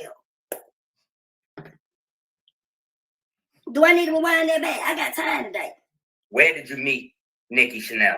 I met Nicki on 116th Street at Dewey Square. Summer night, 1994. And I remember because I had just graduated high school, and that was the summer. You know, my birthday falls late in that year. I'm a November guy. So I was 17 going on 18, and I met her on a summer night, 1994, right by Dewey Square. I'll never forget it. Now, yo. Yeah, so there's 15 years difference between the two, right? Right, roughly. That's what that's figuring it out, right? How old, I'm going to see if y'all listening. How old was Ben Weasel when he met me? I'm going to see if y'all know. How old was he when he met me? And what year? I'll give y'all the date. 1995. How old was Win Diesel? That's when he met me. I'm going to see if y'all listening. Come on. Thank you. That's right. Bernard got it. He was 18 going on 19. Thank you. That's very important. In 1995, he met me when he said that he was 18 going on 19. Thank you. Remember that, y'all, because the date's going to change. Let's go. Right by Dewey Square. I'll never forget it. She had a long, beautiful dress on, you know, looking like a beautiful person. And I tried to get to know her. Now, okay. Did y'all hear that? He tried to get to know a 12-year-old. According to the age, they said she was. Where my people at? Where did she get 12? What? Nandy, sister Nandy. This is brother Ben talking to you. And he didn't say nothing at all. Yeah, you need to take a break from the internet after this one, sister Nandy, because I don't know where you got 12 years old from. You know, that's absurd. I was like, what in the fuck? All right. What the hell he trying to get to know a 12-year-old for? That's right. That's a fact. See, right. Do I need to rewind that? Did anybody? And he don't stop her once. Like, nah, she couldn't have been 12. Like, you've already proven that you know Nikki Chanel. You know what I'm saying? Right. Like, come on, bro. Because in 1994, she would have been 12. If she was 15 in 97. If she was born in 78, how in the hell could she have been 12? 12. Do y'all get that? If she was 15 in 97, in 94, how old would she be? Put it in the chat. I want to see if y'all keeping up with Nandy saying. If she was 15 in 97, how old would she be in 94? Now, see, this Come is on. that Let's do the 97 is math, where y'all. he's going to try to harp on his lie, as you can see, because 97 was never stated by Minister Inky or myself in any conversation. Right. The year 1997 never came into play. So this is where he's going to try to confuse the people with the dates. But he's also drawn a line to where if he did have a relationship with Nicki and it happened in 97, Yes. that he would have been legal if you peep Yes. the game. You feel what I'm saying? Period. Right. Right. There you go. Bruh. There go my smart people right there. He is There you stupid. go. There you go. That's what I'm talking about. That's why I say a pseudo dies at his own sword. And honestly, you could have sued him because what he did was slander your name up there because he had them people over there lying on you and making all type of slanderous statements. So he's stupid. In the words of Nikki Chanel, he has nothing. Period. I love that. I love that. All right. So now, nigga, who's the real molester, nigga? That's why I said, yo, Still you, sir. he exposed himself trying to expose me. Y'all see what I'm saying? Look at this shit is crazy. This shit is crazy. If in 1997 Sanetta was fucking with her and she was 15. Mm-hmm. In 1994, he was trying to fuck with her and looking at her and she was on 12. Thank you. Make it make sense. Do I need to rewind that? That's a fact. Imani said, LOL, notice how Sai is co-signing and adding to Nandy's story in order to compose his own. Nandy and Sai planned this together. Damn. Hey, I got time today. Where did you meet You're not the only one that has reached out to me and told me this. Nikki Chanel? I met Nicki on 116th Street at Dewey Square. Summer night, 1994. And I remember because Right, Victoria, but he came out like this vindicated him. I had just graduated high school, and that was the summer. You know, my birthday falls late in that year. I'm a November guy, so I was 17 going on 18, and I met her on a summer night, 1994, right by Dewey Square. I'll never forget it. She had a long, beautiful dress on, you know, looking like a beautiful person, and I tried to get to know her. Now, what goes on at Dewey Square? What is that? Is there a park there? Or what is going on there? Yeah, Dewey Square is just a little park where people gathered that historically it was where Charlie Parker, Dizzy Gillespie, and Thelonious Monk. It's a hotel right there, Dewey Square Hotel, with a little park out there. And this is where the great jazz musicians would go and practice jazz. So it just had its historical setting there where Harlemites would pass by there on a summer night, you know, it'd be gatherings and whatnot within this little square of a park with benches and things in it. But when you say a park, are you talking about like a park with a playground or just like a park? No, just a park with benches in it. Yeah, no playground. Do you know of a lot of 11 or 12-year-olds, you know, because they stated that was her age, even though we know it was not. Let's entertain it for a second. Do you know of any 11, 12-year-olds or whatever in that age range that would be at that park just by themselves? No. Okay. No, unless they, like you said, keyword by themselves. No, parents, yes, by themselves, roaming around at 9, 10 o'clock at night. If you had met her at the park and her parents were there, you would have been definitely chancing it. We know that she wasn't 11 and 12, right. But just to, you know, because you got to ask follow-up questions as well. You know, fair enough. Yeah. So, you know, I'm just trying to figure out both sides. I already know what's up, but you know, I'm just, you know, trying to make the more shed that as we much have light out on you there, as possible. yes, Right. yes, facts.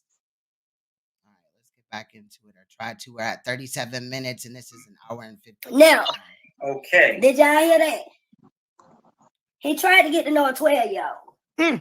According to the age they said she was. Where my people at? What the hell he trying to get to know a 12-year-old for? Go ahead. Got him. And again, why did he not stop her? He did not once say that she couldn't have been 12 or correct her or anything like that. He was so gung-ho about it. And I'm going to stop it there and shout out to Uncle Suge again. Bro has been my bro for years. We have been Trump tight. I fuck with him. He knows what I went through with Sanetta, and he's had his own shit. But like, I've watched him do this to Uncle Suge for years. And now he's moved on to Ben as well.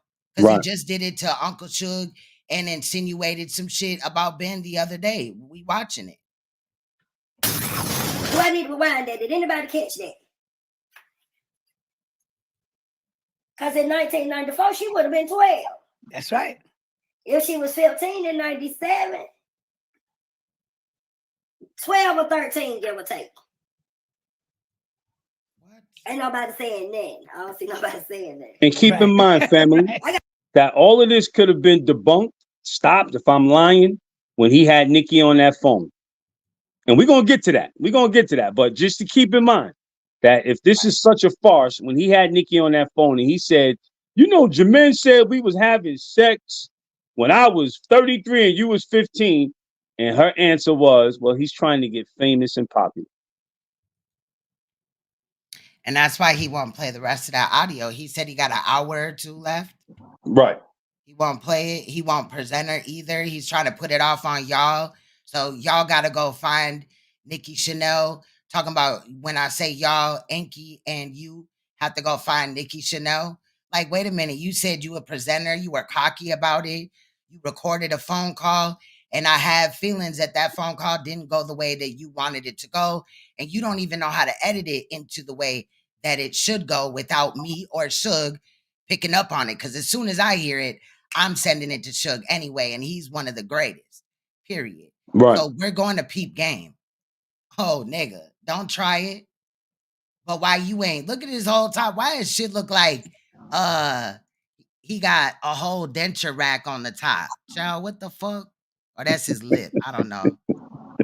Sanetta is grimy as hell. He look grimy with this damn smile right here. Let's continue. You gotta keep it a stat. Where's my people? Ain't nobody saying that. I know my folk doing the math. I'll wait. I'm gonna wait till y'all finish doing the math. I'll wait. In 94, she would have been 12 or 13 years old. And he said he was 18 or 19, just graduated from high school. Between the ages of 17 and 19. Ain't nobody got nothing to say. And she was standing there in a dress looking beautiful, and he wanted to get to know her. So nobody got nothing to say about that testimony. Now, they shouldn't, because at that time, they were within relative range from each other, right? She would have been 16. He would have been going on 18. You know what I'm saying? So that's relative versus Sanetta fucking with her, and there's like a 15-something year age gap in between. 16-year age gap. 16 years, yeah. That would make him Like, an what the fever fuck? file. And he up here just pointing you out and shit like that.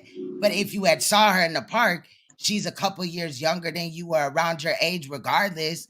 You know, that's not pedophile. Like, that's not some sexually deviant ass shit.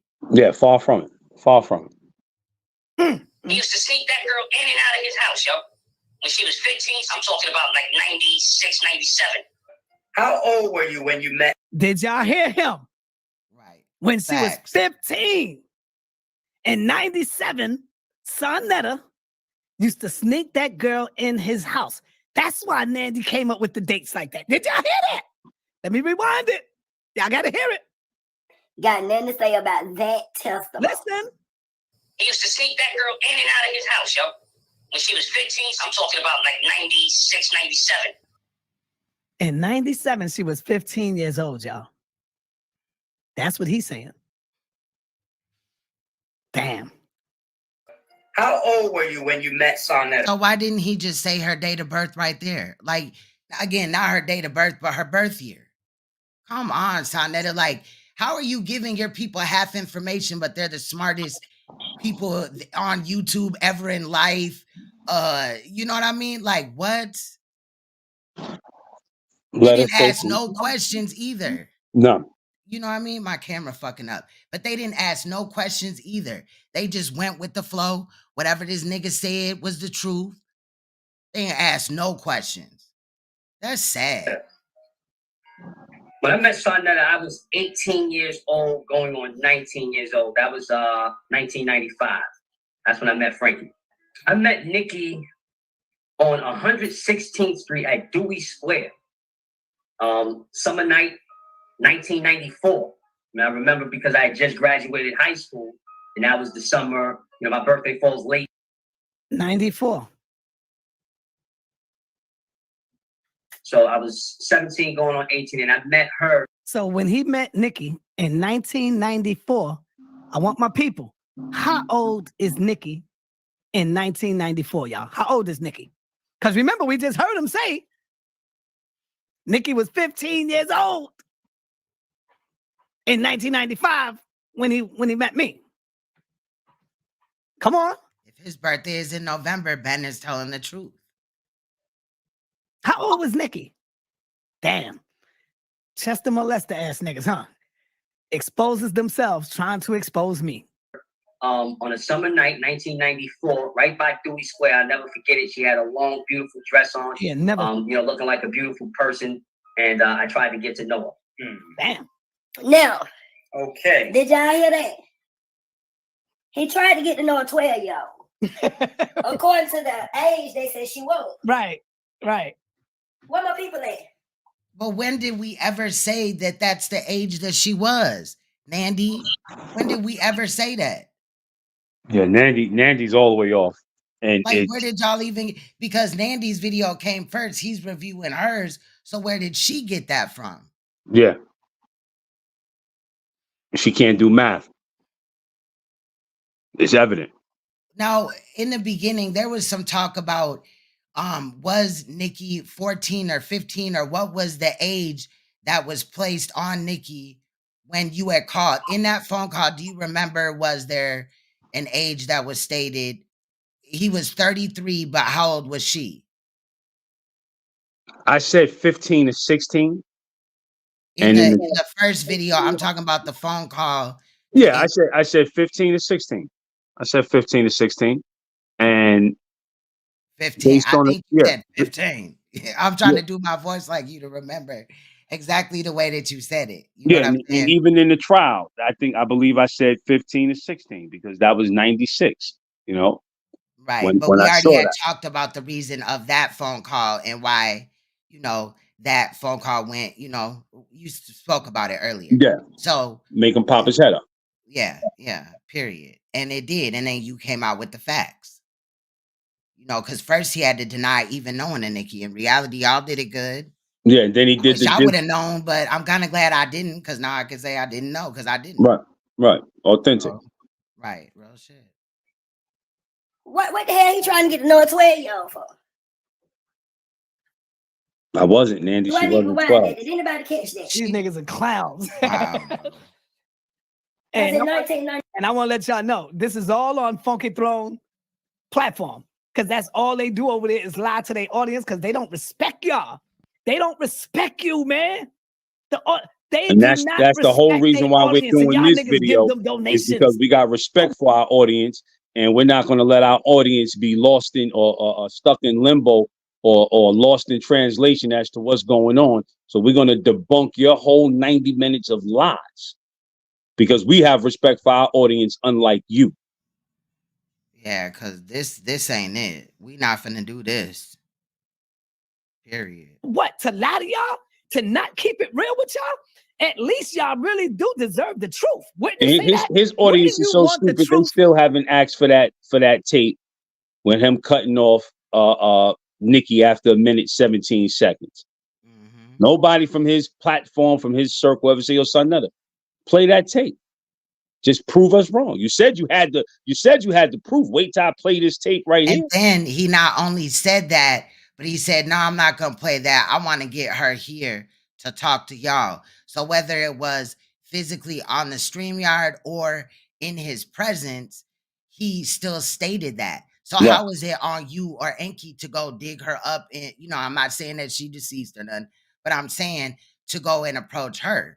He had already brought it. Now I'm saying, I'm offering that if she wants to talk to me behind the scenes, regardless of, you know what I'm saying, which way that she comes, like he did or he didn't, I will hear her out and we will get her story out if that's the case or whatever.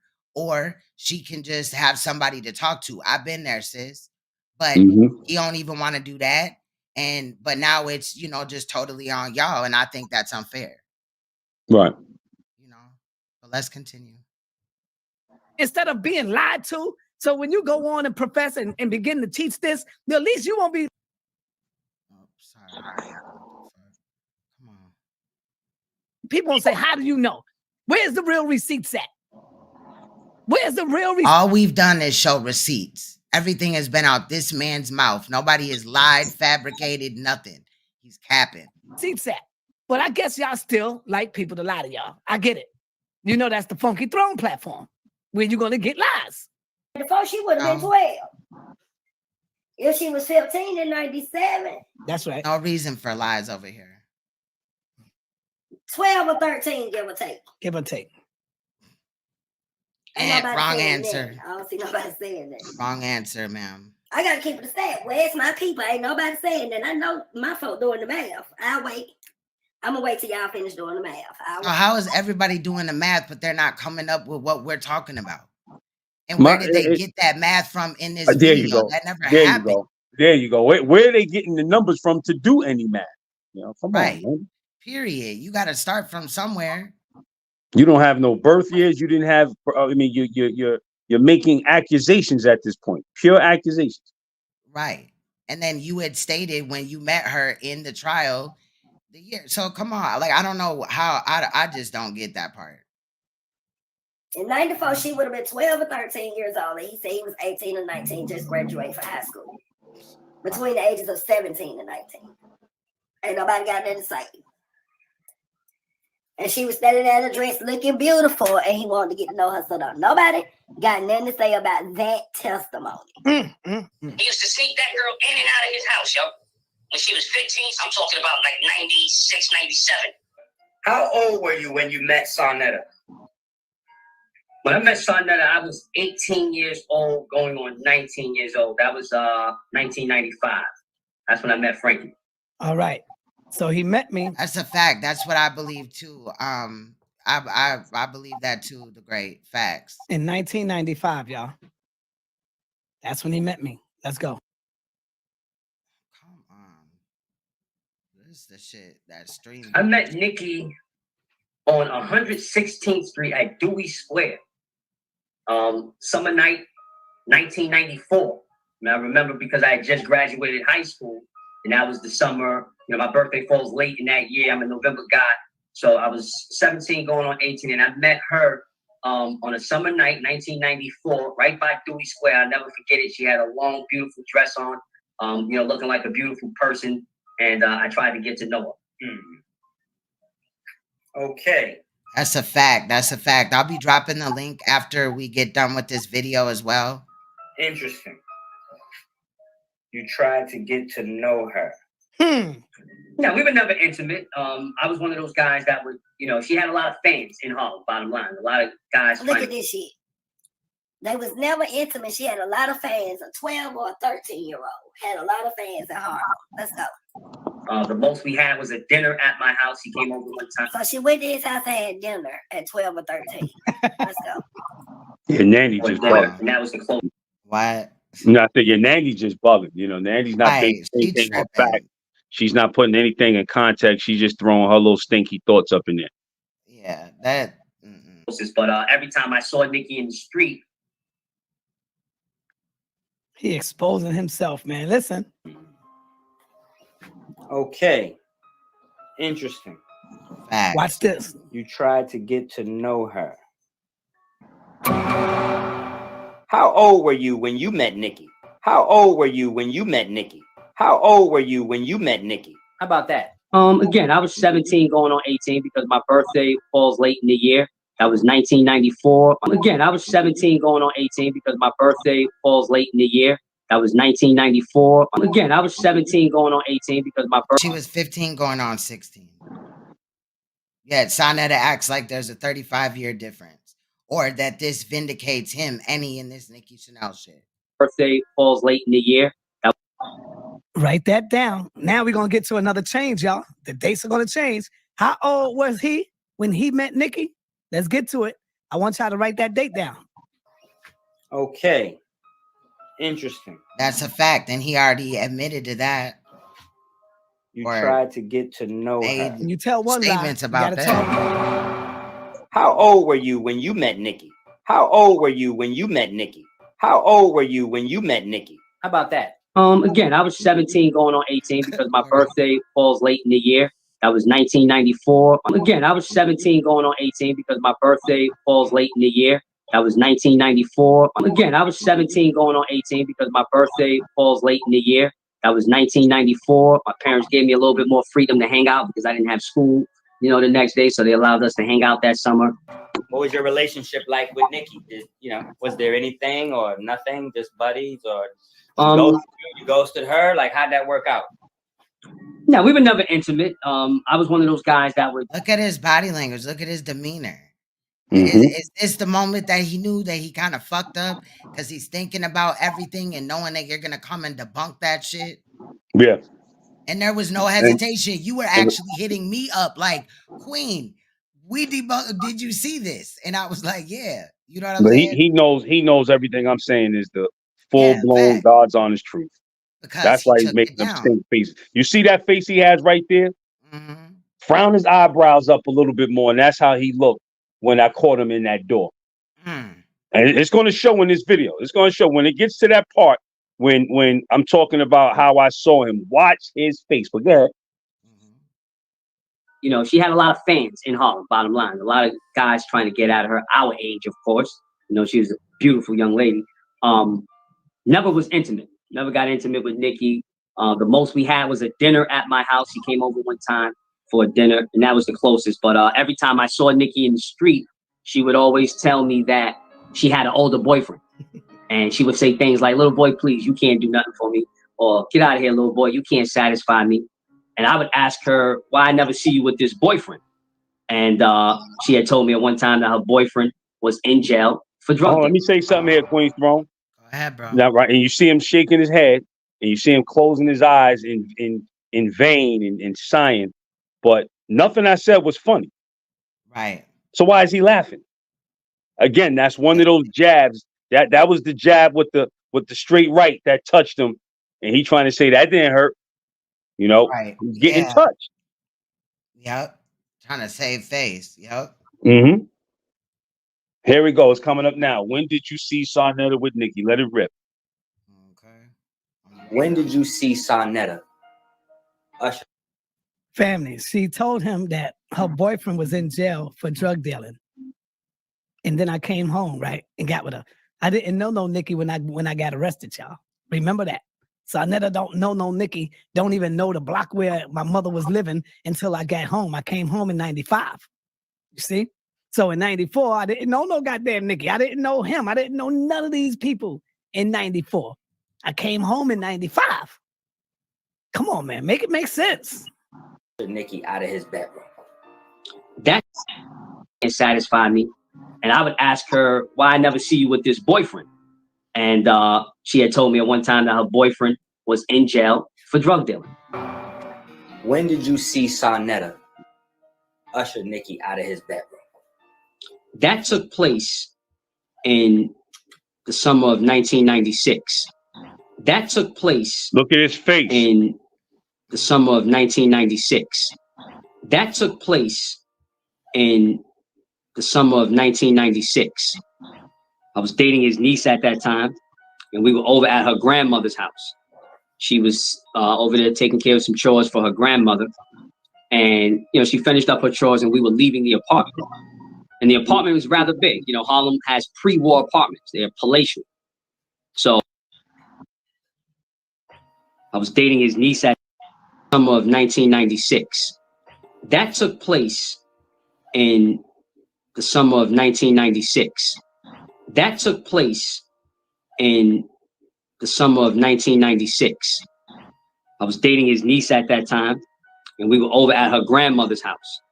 She was over there taking care of some chores for her grandmother. And, you know, she finished up her chores and we were leaving the apartment.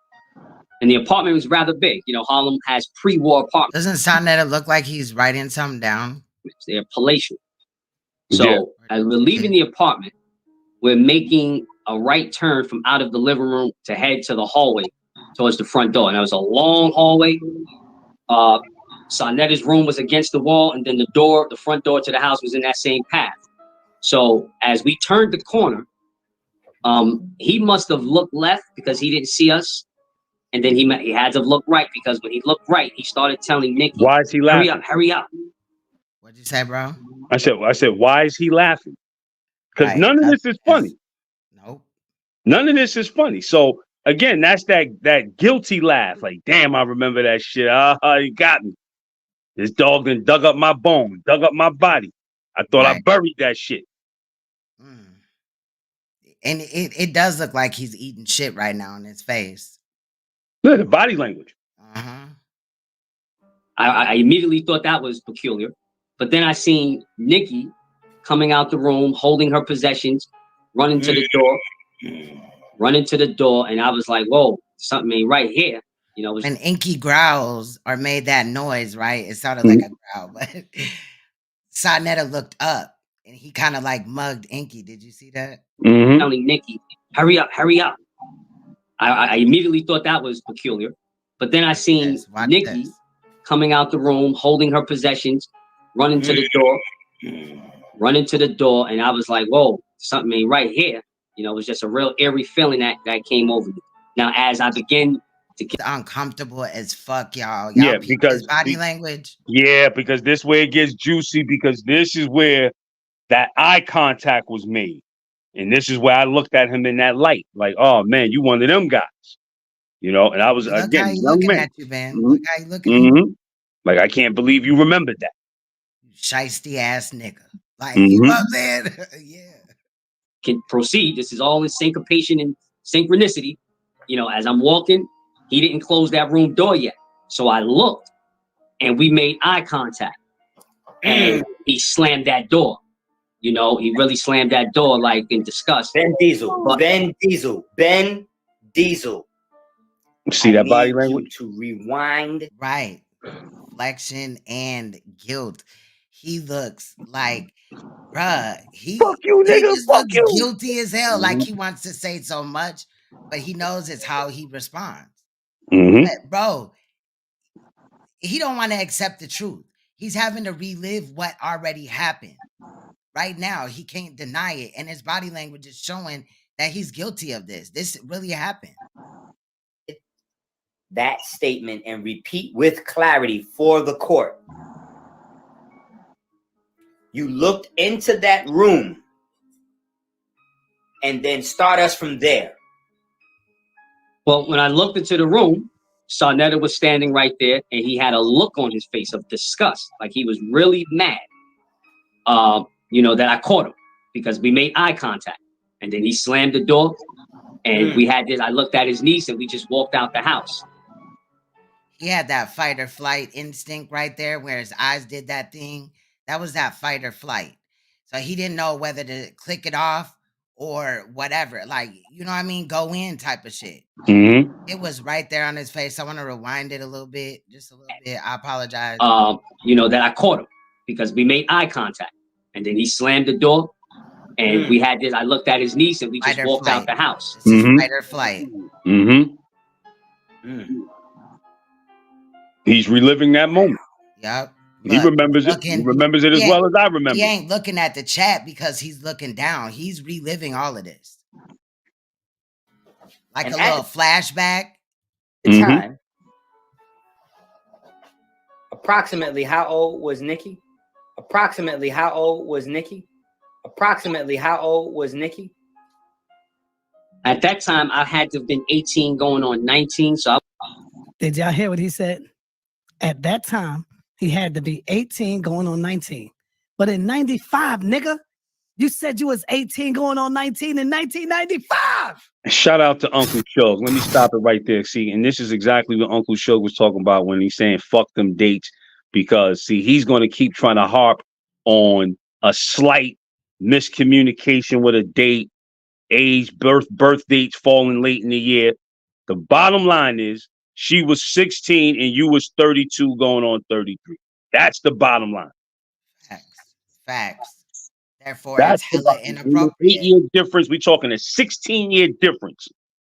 Of that would have made him an ephebophile, or at the tail end of a febophile. Yes. Oh, both. Yes, indeed. Both, because attracted to children. And a febophile is attracted to children between 11 and 14. and then a febophile is attracted to children. 15 to the DSM says 19, but 18 is normally the legal, limit or whatever, right? But he was attracted to children in that age range. He knew what the fuck it was. This is why I tell y'all, listen to the dates. Goddamn. At that time, he said, so you still 19, 18, going on 19? But in 1995, you met me, and you said that you met me when you was 18, going on 19. Now, this man is 60 years old, and he up here playing these motherfucking games like this. Mind games. Did y'all hear him say that? Facts, and eyes never lie. He guilty whole time. He looked at it like Nandy making her commentary was his way out of the bullshit. But don't nobody got to lie on you, Sanetta, because since jump, everything Ben has been said is the truth. Now, you could throw Enki out if you want, but it's Ben's testimony. That was the point of the trial. It wasn't Enki's testimony. It wasn't Queen Storm's testimony. It was Ben's testimony.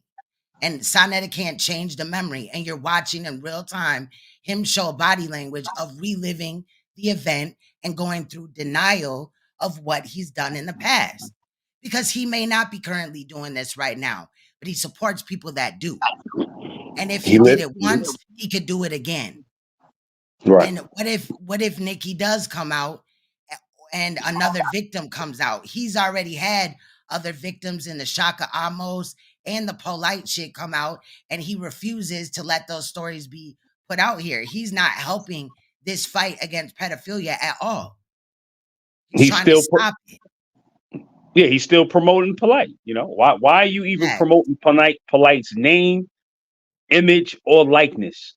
And he's been convicted. And he's been convicted for sexual assault against a child. Why you still have him on your page? And you're still running around talking about R.I.P. Sinful the P, who not only pimped, but impregnated a 14-year-old girl and got her pregnant and disrespected her during his court hearings and got 7 years in prison. He claims that he got, released of the charges. They dropped the charges. Untrue. He rides with Mighty Hebrew. Mighty Hebrew's been at his house. He took up for Nature Boy, promoted Nature Boy all over his platform. Shaka Amos, several other people that are even questionable. You know what I mean? And it's repetitive. And then you got this in the background? No. Nikki Chanel's story is very alive. And in my opinion, you're guilty. And I'm not the only one that feels that way, Sanetta. You got anything else to say, bro? Because we had 50 minutes and we got an hour and 15, but we got to stop it when we need to. So I'm not rushing it. Yeah, for sure. Go. Let it rip. Put one in the chat if y'all heard him say it. This is why I'm telling y'all, remember the dates. Now, Nikki is 16 years old when I got with her. See, it's keep moving up. Everything is changing. Watch he say she was 16 now. Let's go. Listen, y'all. Because people do get older. You get older in the same year. What is Approximately how old was Nikki? Approximately how old was Nikki? Approximately how old was Nikki? At that time, I had to have been 18 going on 19. So 18 going on 19. And but you keep trying to go back to this part as if it vindicates him. Right. He stood on this for about 20 minutes. In 1995, when you first met me. Right. Oh, my bad, bro. I thought you was done. No, I was done. I was done. 18. Okay. Going on 19, just coming out of high school. You said that. Now, you're saying the same thing. Like, you're not aging, nigga. You're still the same age. Watch how old was Nikki. Because remember. Does this man not know that every day you get older? He said first one time, she was supposed to have been 15, then 14. Now she's 16. Watch this. Wow. And at the time, approximately how old was Nikki? Approximately how old was Nikki? Approximately how old was Nikki?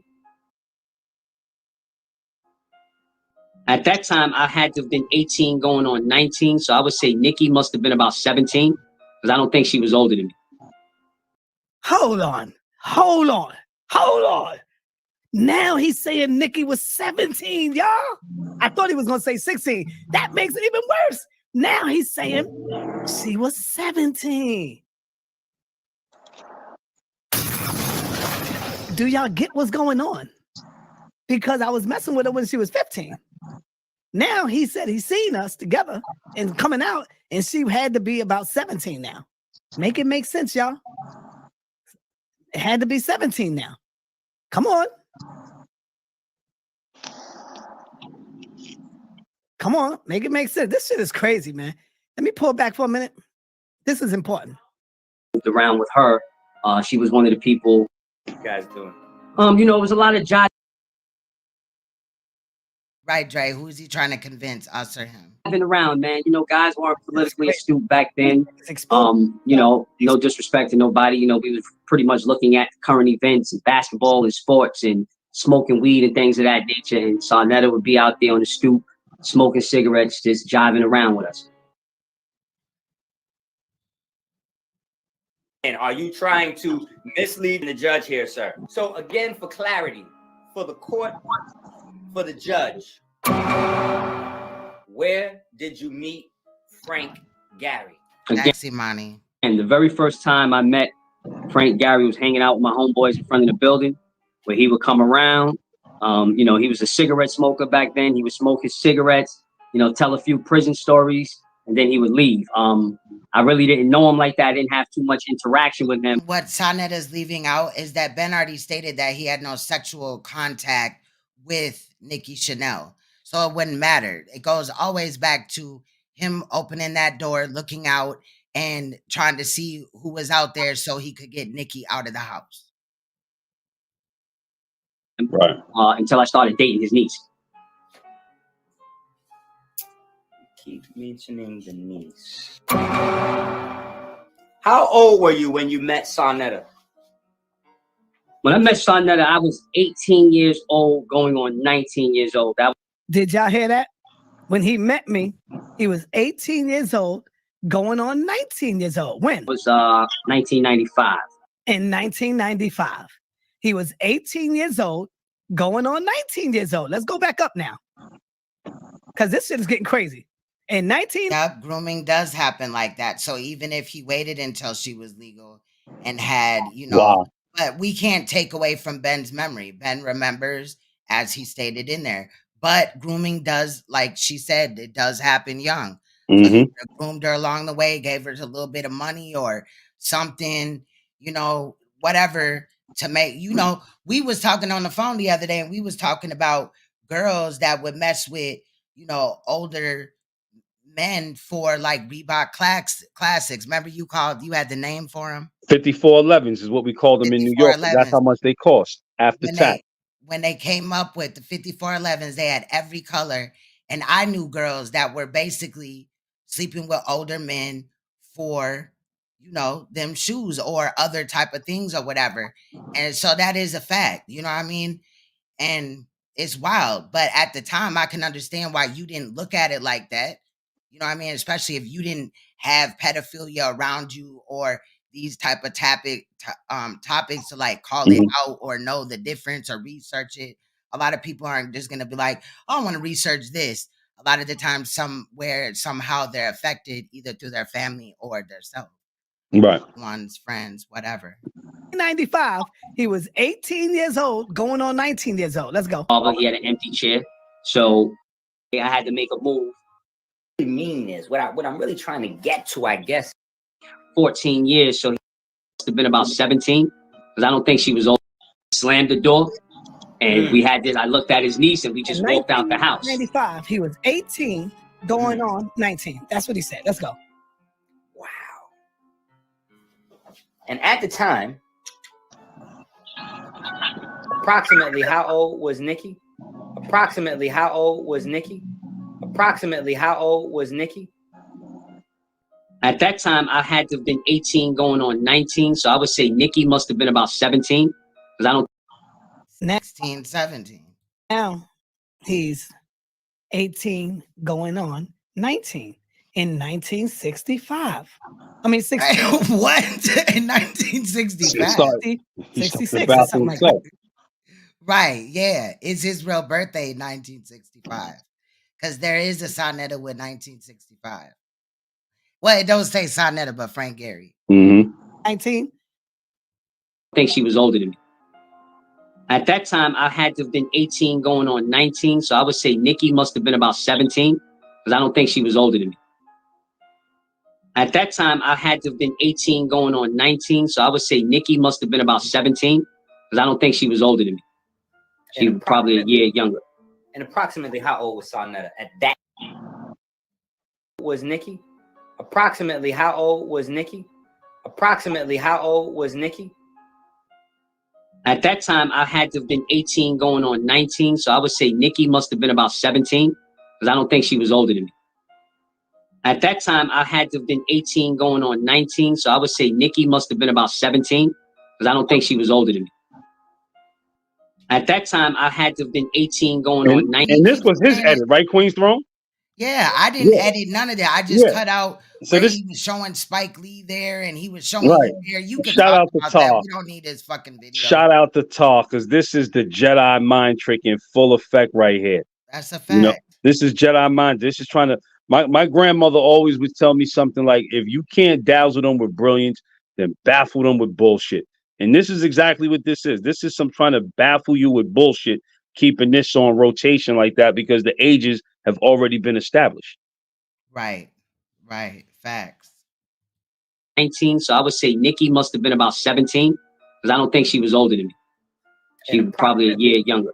And approximately how old was Sanetta at that time? Well, Saneter's older than me by 14 years, so he would have had to have been 32, 33, depending on when his birthday falls. What was Sanetta's reaction beyond that moment of you making the eye contact and him slamming the door? He had This is another key point right here. Look at his face. You know, to the listening audience, to the viewing audience. Remembering right now. Yes, body language doesn't lie. You know, if you said something to me, I stick my middle finger up. My body language is saying F you. So body language is a real language. You know, it speaks. And when you look at this nervous, guilty look on his face, he has to relive this because he knows that I looked right at him. And he remembers that moment. And look at him right now. He's remembering right now. Yes. Facts, flashbacks. Face, a snarl. Like, you know, if anybody knows Sanetta from the conscious community that dealt with him, you know how he gets mad and the faces he make. He had that look of disgust on his face, like, why are you even? Look at him, y'all.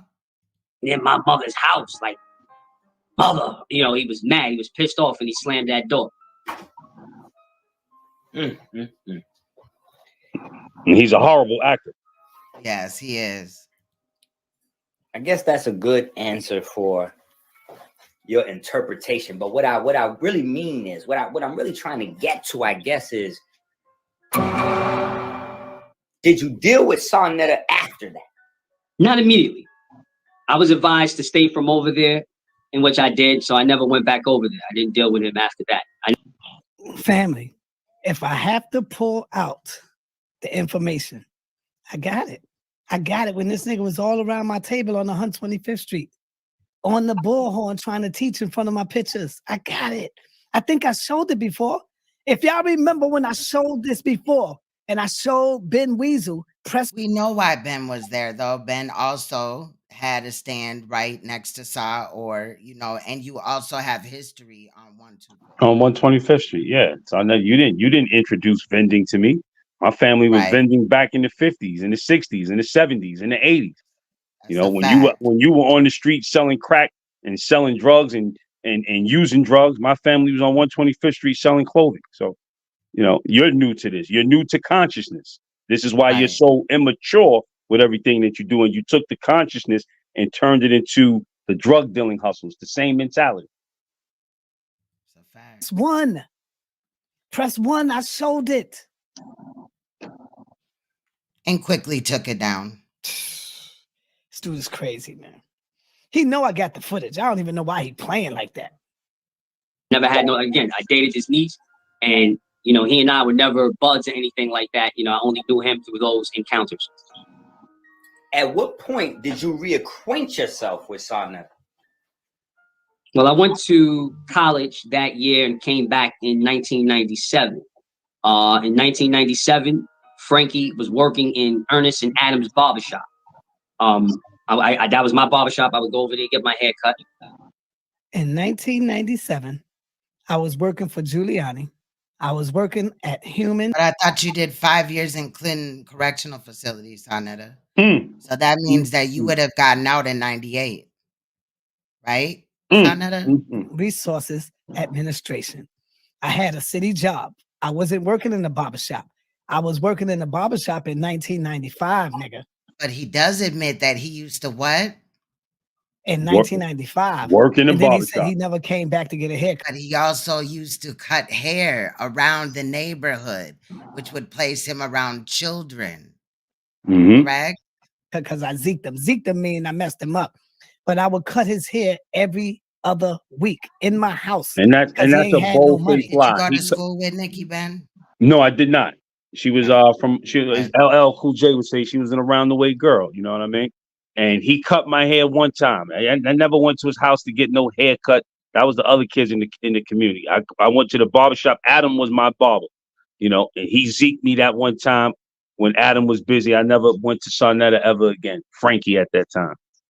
Dre said, why doesn't he bring his niece to clear his name? That's right there. Right. Never thought of the niece. Never even finished with Nikki Chanel. Because allegedly all these, you know, hours or minutes of. I remember I could have sworn he said he has 2 hours of recorded audio between him and Nikki, between I believe 2 phone calls. He had it's 2 years. It's more than that 1 minute and 17 seconds shit. Yeah, I'm convinced that she said something on that phone call that was outright incriminating, and so obvious that even he knew it and was like, I can't play that. I can't play that. Nope. Right. I ain't gonna let y'all hear that. So I would cut all, because he was a young kid. So I would cut all the kids' hair that was in the block. All of them. They would tell you they would get free haircuts from Saneter on every Saturday when I was off from work. Because that's what I was doing. See, he lied. He's a liar. Adam was my barber. So Adam was busy one day. I had to make a move. And Frankie decided that he was going to cut my hair. Interesting. And I allowed him to do it, and he zeked me real bad. Needless to say, I never went back to him. I messed him up. But that's the only time that I pretty much dealt with him outside. He's clarifying that zeking phrase more than he's clarifying the Nikki Chanel situation, really. Zeking means I messed him up. Like, nobody said it meant something else, dude. Out of that, outside of after seeing him. Family, if I get my camera and go over there, and I ask these grown men, because they grown now, about cutting their hair, they'll tell you everybody in the block came to me as a little kid. Everybody that lived in my building across the street, all of that came to me to get free haircuts. Their mother would send them to me.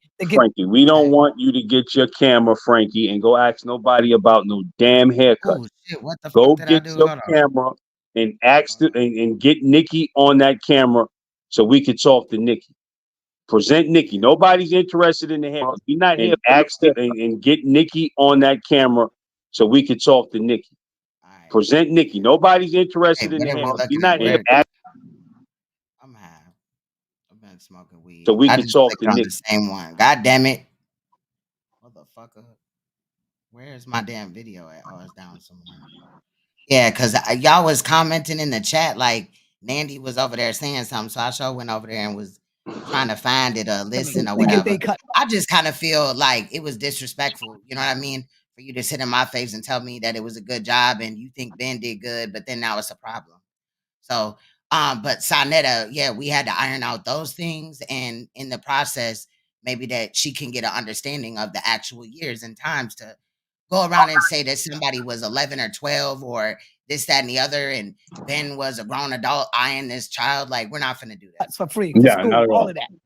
So this dude, he know I could get the real information. He knows it. I don't even know why he playing like that. Usher that girl out the room. Did you need that haircut for something specific, or was it just, you know? No, you know, it was like how we did back in the days, man. Every 2 weeks you go to the barbershop, you know, and make sure you keep your hair right, keep yourself groomed and whatnot. But it was nothing special, no.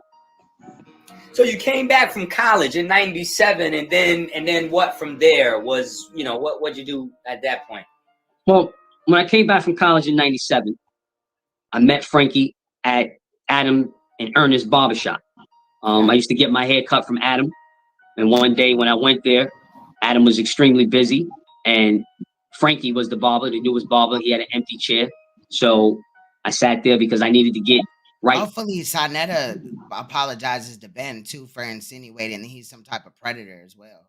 For work, I worked on Wall Street at that time, so always wanted to make sure I was groomed. And Adam did an excellent job at it, but this time I went to Frankie to get my bi-weekly haircut, and for Wall Street, and Frankie zeked me. Adam was pissed off with him. Like, I was one of Adam's favorite customers, almost made me leave the barbershop. But he zeked me, and needless to say, I never went back to Frankie at that time. Okay. And let me add this for the record. At this time, he was just becoming Salik Karan. 1997, Salik Karan was it. That's another big lie. I came home out of prison named Salik Karan. He said in 1997, that's when I became Salik Karan. No, nigga. I was Sanetta in 1997. This nigga crazy. He crazy. He said that's when I became Salik Karan. Nobody knew me by Frank Gary in the block. Nobody. Except Nikki. Except right. Nikki. Except Nikki and you, right? Except Nikki. Because I came home, I was Salik Karan. Remember, I told you, I wanted to go straight to the Nation of Islam. They called me the walking Quran. I was a Muslim, but not that type of Muslim. I was in the nation. I would wear my white shirt and my bow tie in prison. That's when I got exposed to the Honorable Elijah Muhammad. Message to the black man. I told that story. I didn't come home Frankie. Nobody knew me by that name. In 97, I became Sanetta. That's when I started changing my name. What is this kitten talking about? What is this kitten talking about? He called you a kitten. He called you a kitten. Yeah, he's trying to be sarcastic. You said you were working on Wall Street. Mm-hmm. I am very familiar with a gentleman down there by the name of James. He had joined the new Black Somebody said, Attar said Slick Quran. Panther Party. Well, from 1997 to 2002, we're talking a 5-year period. I watched this guy try to do something right in his life. Changed his name to Salik Karan. By 1998, he had joined the new Black Panther Party. He was running around the street. Yep, they called him Filthy Frank or West Side Does Head. That's right. Harlem with What'd you say, Ben? I said that's right. Wrong. You're getting all these dates mixed up. Khalid Muhammad wasn't even a Black Panther in 1998, nigga. In 1998, Aaron Michaels in Texas just put together and was forming the new Black Panther Party in 1998, nigga. Let's get this shit right. In 1999, that's when Khalid Muhammad, because he was meeting with him, and that's when he began to start looking into that. Check. You don't know what you're talking about. You're a kitten, man. Bullhorn, trying to wake black people up. But by 2001, he was already kicked out of the new Black Panther Party. I have never been kicked out of the new Black Panther Party. People coming up with lies. I have never been kicked out of the new Black Panther Party. Why you still ain't involved in, sir?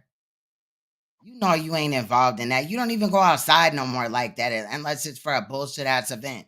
And you went to that Bambaataa event too, and what was that, celebrating hip hop, but that Africa Bambaataa brought it in. Like, you support these things. That's weird to me. I don't know. There's people that's still there to this day that you can ask. My attorney Malik Zulu Shabazz. You can ask several people that's still Black Panthers in New Jersey. So when they come up with these lies about he got kicked out, no, never did. It seems like he got kicked out and he feels some type of way about it. Dr. Khaled had passed away at that time. Right. The community was like, Wanted to say something, bro? No, I said you're right. All right, we got we're at an hour and 4 minutes. We got till 1:15. Kind of in shambles because Dr. Too. Khaled was outside. You seen him every day, especially when he touched down in Harlem. He was visible. So there was an absence, and Sanetta did an excellent job at perpetrating the fraud. See, you can hear jealousy coming from his heart. He have always been jealous of me. Number one, because I was driving in the Benz. I was driving. What that mean? You could barely even pay the Benz off. Yeah, I mean, he's just a sad case. Jealous. He live in an apartment. Right. Like, it's not like he living in a mansion and he got all this money and he's doing fine. The nigga on SSI and getting YouTube money through his wife, Cynthia. Ain't nobody stupid. Was doing my thing. He was always jealous of me. If I was to go to 125th Street, real people will tell you how much they hated this nigga. Nobody got along with this nigga. Nobody wanted to even build with him. And he even tried to lie in this situation. We're trying to lie, talking about we did business together. We've never done business together. Now, you didn't say that you like started a business, but y'all were on 125th and y'all was doing y'all thing, right? Selling y'all merch. Selling side by side. In fact, I wasn't even selling multimedia at first. I was selling the workout apparatus. You know what I mean? So yeah, we in doing business means, let me put some clarity on that. He would step away from his table. Y'all got to go to the bathroom because remember, we're sidewalk street vendors. No, it was no public restrooms out there. We had to go to a store, and out of trust, he would, yo, Ben, watch my table, and he would make a sale or two or three. And when he came back to the table, I gave him all of his money. So you tell me what that is. We're doing business, you know. Right. Facts. That's why I stopped so you could clarify. Never. By all means. Don't make me call Brother Sutek. Don't make me call the red pill and the blue pill. Everybody hated you, nigga. And that's classic Sanetta tactic. He gonna go run and go get somebody else. Sutek, but it's the same people over and over. Sutek. Ooh, I don't know what happened to Ben. He'll be right back though. He got the link. But yeah, I mean, we're seeing classic Sanetta. I don't know what provoked you to come on here and do this. Ben will be back momentarily, but Sanetta, I don't know what provoked you to come on here and do this. Like, you really made an ass out of yourself. And thank you for calling it to my attention about this other live stream. Because I watched some, but then I missed others or whatever. You know what I'm saying? Yeah. But what was you saying, Ben? My bad. I don't know what happened. No, it clicked off. You know, we cooking them with fish grease. Right. So he probably called his CI. He probably called it. Yeah, told him, yo, they cooking me. You know. Right. Help me out. Yeah. Here's the link. I don't know what I'm saying. No, but no, I say he calls the same person over and over. Sutek, you know. Yeah. And Sutek is supposed to represent everybody. Right, everybody. As we know today. But he was the one that was running around acting like he really gave a hoot about the community. So my love for the people plus time kind of slipped the Nicki memory to the subconscious mind. But the love for the people overrode the work. And I felt that this was something that we needed to do in the community at the time. As a community, it wasn't no one person, it wasn't no leader. I said, let us join and start a movement to try to wake the people up. So that's why I reacquainted myself with him. He ain't never say a goddamn thing like that to me. He ain't never say none of that. We never worked together. What he tried to do was set up next to me so he could make some money because he seen I had the momentum. Everybody would come through that spot.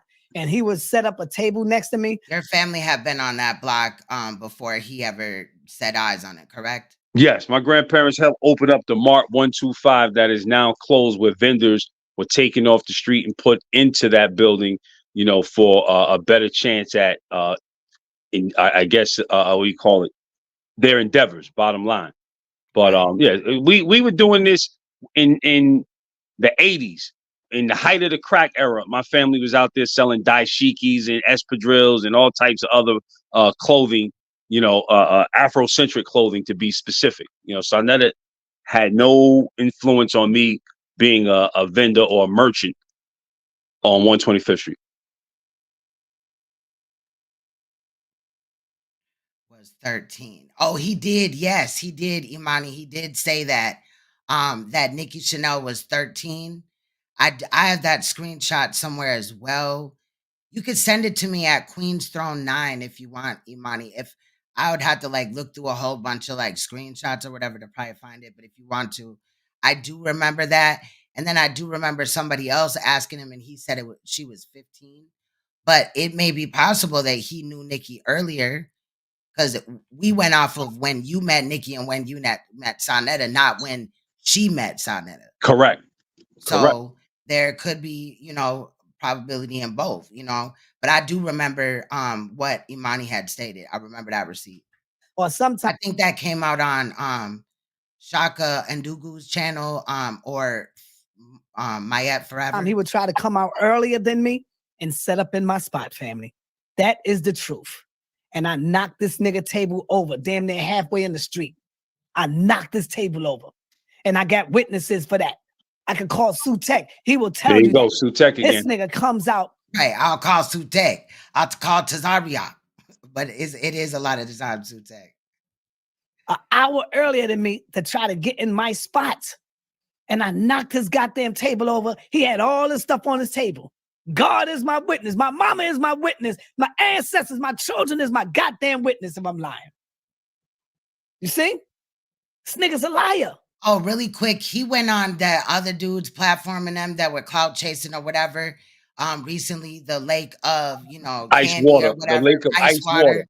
Right. And he was stating that when his daughter was 8 years old, she had got home from school, took her clothes off, and she was on camera. But his children are adults now. Sanetta ain't been online no 15 years, bro. And if he has, I never saw that. So I never even called that video out because I would have never seen it. I seen where he tried to lie on Suge. There was a picture that was posted of his grandson or something in a Halloween costume. Now this Halloween costume covered from head to toe, like you couldn't see no skin at all. And Sanetta had already been playing on Uncle Suge's children. So that was out there, but nobody played on his daughter. But there was another time where his daughter did start dancing all provocative, and it was Sanetta filmed it and put it up on his channel. He did that though. And she wasn't no 8 years old taking her clothes off from school only. She was, if that's the video that he talking about, she was doing the most, doing some stripper dancing shit. For real. And Right. I didn't know who it was at first. I thought it was Nepal. So Nepal was around at the time that I had seen it. And motherfucker said, nah, that's his daughter. Sanetta filmed this. But it wasn't in no underwear type of shit. Everybody hated the nigga. Nobody wanted him around him. Because that's the type of creep nigga he was. I'm gonna do it again, y'all. I'm gonna get the camera. Right. And that wouldn't be appropriate anyway if she was walking around at, 8 years old. But how was she 8 years old and now she's allegedly like 22 or whatever he said? And I'm gonna go out and ask the real people about this nigga, man. You hear his voice? Did y'all hear his voice? As a Run that result. back one time, Queen. It's elevated. So he's talking about Nandy cracked the code. No, nigga, we cracked your voice, and your voice just told the told the Try complete to come out Right. We gonna get this nigga. We gonna get him, y'all. Yep. earlier than me and set up in my spot, family. That is the truth. Watch, here we go. And I knocked this nigga table over, damn near halfway in the street. I knocked this table over. And I got witnesses for that. I can call Sutek. He will tell you that. But really quick, he didn't knock your table over. It was his niece, correct? It was his niece. It was his niece. Right. So he's just in here lying to y'all Yeah. again. All over. This nigga comes out an hour earlier than me to try to get in my spot. And I knocked his goddamn table over. He had all this stuff on his table. God is my witness. My mama is my witness. My ancestors, my children is my goddamn witness if I'm lying. Well, you lying. You see? This nigga's a liar. Everybody hated the nigga. Nobody wanted him around him. Because that's the type of creep nigga he was. I'm going to do it again, y'all. I'm going to get the camera. And I'm going to go out and ask the real people about this nigga, man. He ready to cry. And as a result, He was about to cry right there. Yeah, he just did that elevated thing. But when he did it last time, he came up on two dudes that had to have been young as hell, or, remember we had talked about that? Yeah, I saw that video. He went around 150th and put the camera in some kid's face. I'm like, yo, y'all remember Nicki? Yeah. Those kids had to have been about 3-4 years old at the time, man. Come on. Right, exactly. The movements that were going on at home. Keep in mind, the Million Youth March had just taken place. Facts, Chance. The nigga lying. The nigga said the Million Youth March have just taken place. He talked about Dr. Khalid Muhammad dying. When did the Million Youth March taking place, family? The Million 1998. Youth March was in 1998. So what is his problem with it then? Right. Check. Nope, The not check. Million Like, is he suffering from dementia or Alzheimer's? He'll Youth blame March was it in on lupus. Right, for real. 1998. How did the Million Youth March just have been taking place? Remember, I told my story when the World Trade Center happened. That's when I left my job. What? That's when I said I'm gonna go on my own and do my own business. The World Trade happened in 2001. So he claimed that the last time that he worked would have been what? When he worked allegedly for Giuliani. So what work have you done really since then, though? And again, that's totally sus that you allegedly go to jail for cutting somebody's either their nose or their ear off, and then petty ass drug dealing crimes and shit like that, where it's a half a gram or a gram type of shit, and you're just getting out, and now you have a government official type of ass job. Like, no, what is going on here? Something ain't right. This nigga an informant. He gotta be. Because if he got 5 years, like, bro, we okay. See how he's a liar? Okay. Once that World Trade Center happened, baby. I got the hell away from downtown and began to create my own business with VHS tapes. That's what I've been doing. He was nowhere around 125th Street. Nowhere around. He came around later on when he started seeing me and seeing the flow and hearing about Sanetta and my name. And he was, oh, I know Sanetta. He was riding me then. So there it is with him acting like you put him on to 125th, and in reality, you already knew about that because your family was involved. Yeah, well, I mean, we're light years into 125th Street from the time Sanetta stepped foot out there. The 125th Street was new to him. Right. Facts. That's my man. I know him. See? No, today, but he was the one that was running around acting like he really gave a hoot about the community. So my love for the people plus time kind of slipped the Nicki memory to the subconscious mind, but the love for the people overrode the work. And I felt that this was something that we needed to do in the community at the time.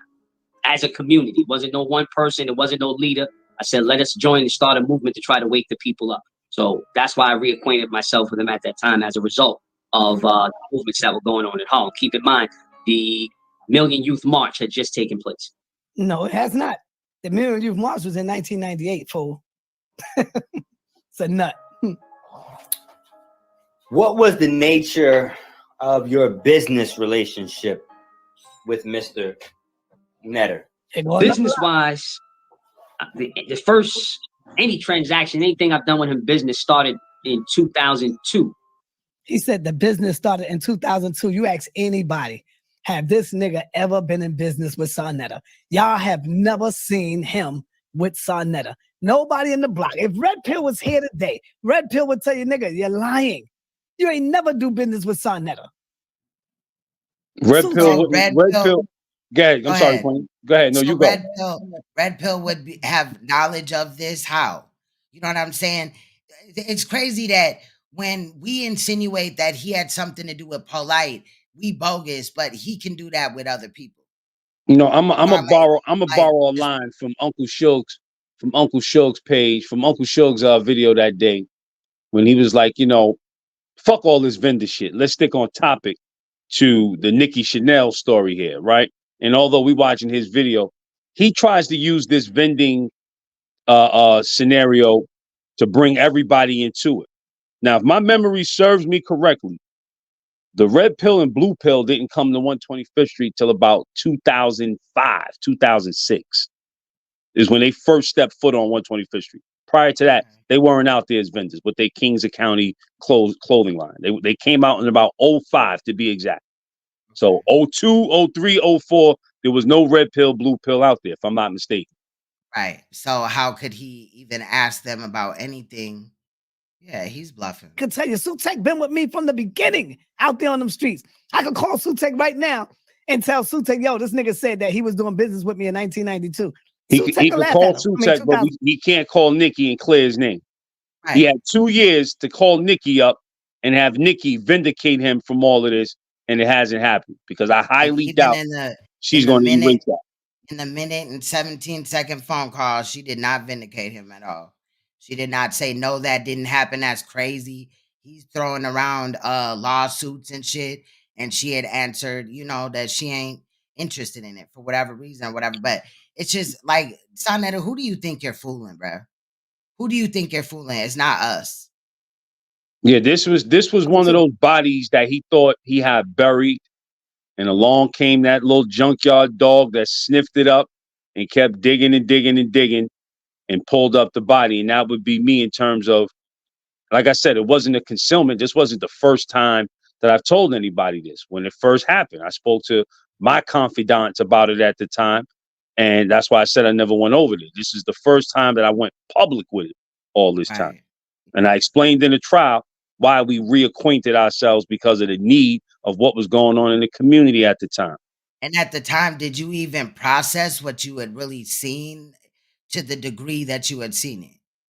Not really, because it was such an evil, eerie feeling. Like, you know, I knew what was going on. I'm like, it blew me away. I'm 18, 19, you know, and it was such a nasty feeling to see this grown ass man ushering this little girl out that room. And but this was also going on in the community at the time where younger women, and I'm not saying that, you know, Nikki Chanel is bogus or whatever, because at the end of the day, these older men are grooming these girls to get down fact. Like that. But, you know, there were other girls at like Nikki Chanel's age or around about that were doing the same thing. So it wasn't like, you know what I mean? Yeah. I feel like back in the days, we didn't, when I say we, I'm not including myself, but like the communities, like, you know, didn't process it as the same, that this is exactly what it is pedophilia. You know what I mean? Or hebophilia or whatever, you know what I mean? Ephebophilia. Yeah, ephebophilia, yeah. So take a begin laughing. I guarantee you he'll start laughing. This nigga's a liar, y'all. Come on, man. On 125th Street. I came back to 125th Street because of the unfortunate events of September 11th, 2001. 9/11 sent the economy into shambles. Things had crashed. People lost their jobs. Wall Street just wasn't the same at that time. So I came back to the community, and I was working as a sidewalk street vendor on 125th Street, in which Saneter was out there at that time. And at this point, he had already become Saneter. He changed his name. And I got to go check on my daughter. So just hold it down. Yeah, if you have any questions, you know, just hold it until I get back. Once again, from Salit Quran to Saneter. I would come out there, as well as other people, to loan their intelligence to the street professing, you know. So how come you never been on none of my street videos, nigga? What the fuck? He came out there to loan his intelligence. How come you're not on my channel trying to teach? But earlier you said that you came back thinking that I was going to change and you ain't come back around me. Now you're saying you came back out there after 9/11. Which one is it? Come on, nigga. Which one is it? Because he realized I got videos of him trying to be around me, standing by me while I got my little man up there teaching. And I'm out there teaching. Even remember when I showed the video with man, what's my man name that do the videos? Spike Lee. Y'all see this nigga right there? He was right there by me and all of that with the Spike Lee video that I showed. Huh? Let me see if I can find that. Let me see if I can find the Spike Lee video. And I know that's one that I can see him in. I know that's one of the videos. This nigga is a bona fide liar, man.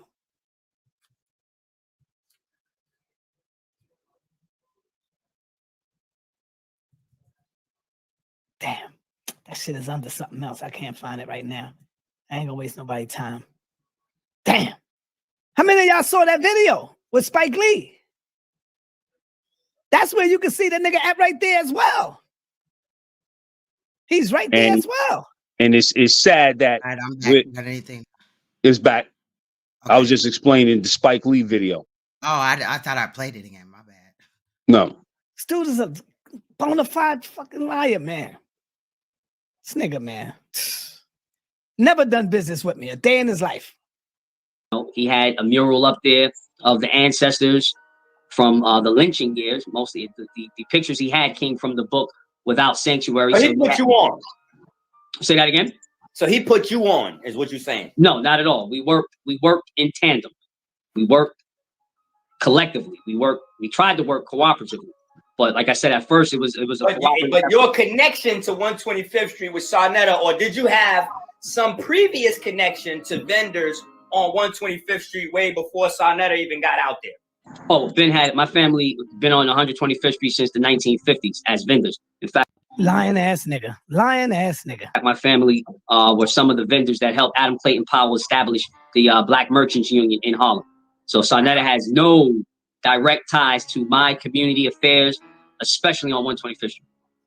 Okay. As far as the business relationship was concerned, he would pay me and another brother, Moon, about $20, $30 every day for helping him carry all of his VHSs to a cab, on top of the time we spent out there with him to build up the energy to get the.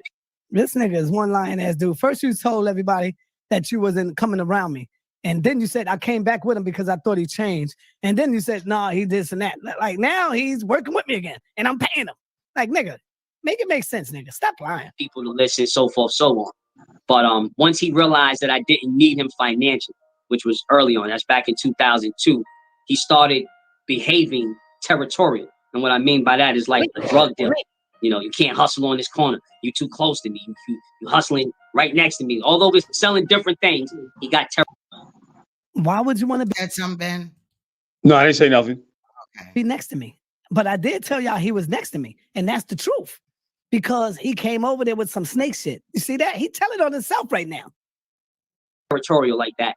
And the business relationship started souring at that time. For the sake of the court, with respect to Your Honor, I just want to make sure that I phrase this properly. How did you go about as brothers? Because this is one of the most important issues in society and civilizing. How did you guys resolve your conflicts? How did you guys attempt to work it out? In conscious brotherhood, black power. Like how did you guys reflect the knowledge and information that you guys were putting out to the community in your ability to, handle what's going on? I appreciate that question. As businessmen, we were taught, as businessmen, we do not fuss, we do not argue, and we do not fight. We take care of business. All right, enough of this chump, because this nigga's just. And so, family, I'm gonna go ahead and end this show right now. I don't need to keep this going. I'm gonna end it. Peace and black power. I want y'all to go and do the research. Now, right there, I did cut out where he was showing, Ben by him or Spike Lee and all that. We weren't here for that. So yeah, that's what we did every day. But now, just to point out to the audience, this is the big bad Sanetta pulling videos down, cutting videos short. If Sanetta smells blood or he got some factual dirt on somebody, he's going for the kill. Right. He'll be up here 5-6 hours. Yep. Trying to prove. Now all of a sudden the video was an hour and like 48 minutes or something. Yeah, he's cutting phone calls short. He's pulling videos down. Sanetta, you're guilty. Yep. Facts. You ain't never lied. It's almost done though. Let's listen because he does say something that's important. Go back and y'all can go ahead and look it up and do your own research. Peace and black power. I didn't even know no Nikki Chanel. I didn't know Nikki Chanel. All I knew was Nicki because I wasn't into that little girl like that. I just knew Nicki. I just knew my niece had a friend named Nicki. And so when they first asked me about the girl, I didn't know they was talking about that little girl. That shit was like damn near 20-something years ago. And so it dawned on me later on when I said, oh, that's what they talking about. They talking about that old shit, Nicki. The old shit, Nicki. That's what I meant when I said that old shit. Again, how would it have been old shit if, hold on, and I want to play the phone call again, because how would it have been old shit if the first time it came out is in 2020, but you asked Sanetta for more information on the situation. So let's really quick listen to in totality. It's only a minute and 16 seconds. The phone call again between Nikki Chanel and Sanetta.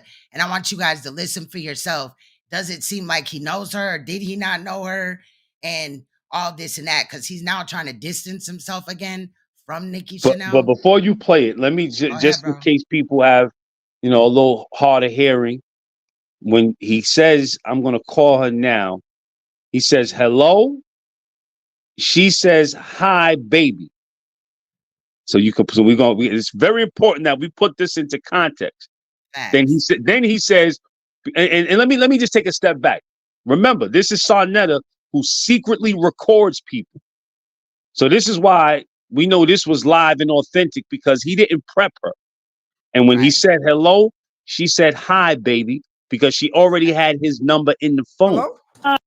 Yep. Facts. Let's listen. Hello? Oh, Who is this? now I can hear it. Yeah, this is Nikki. Who is this? Nikki. Frankie? Yeah. Nikki, how you doing? Nikki, I'm fine. How are you? I'm all right. I've been trying to call you I've been looking you up.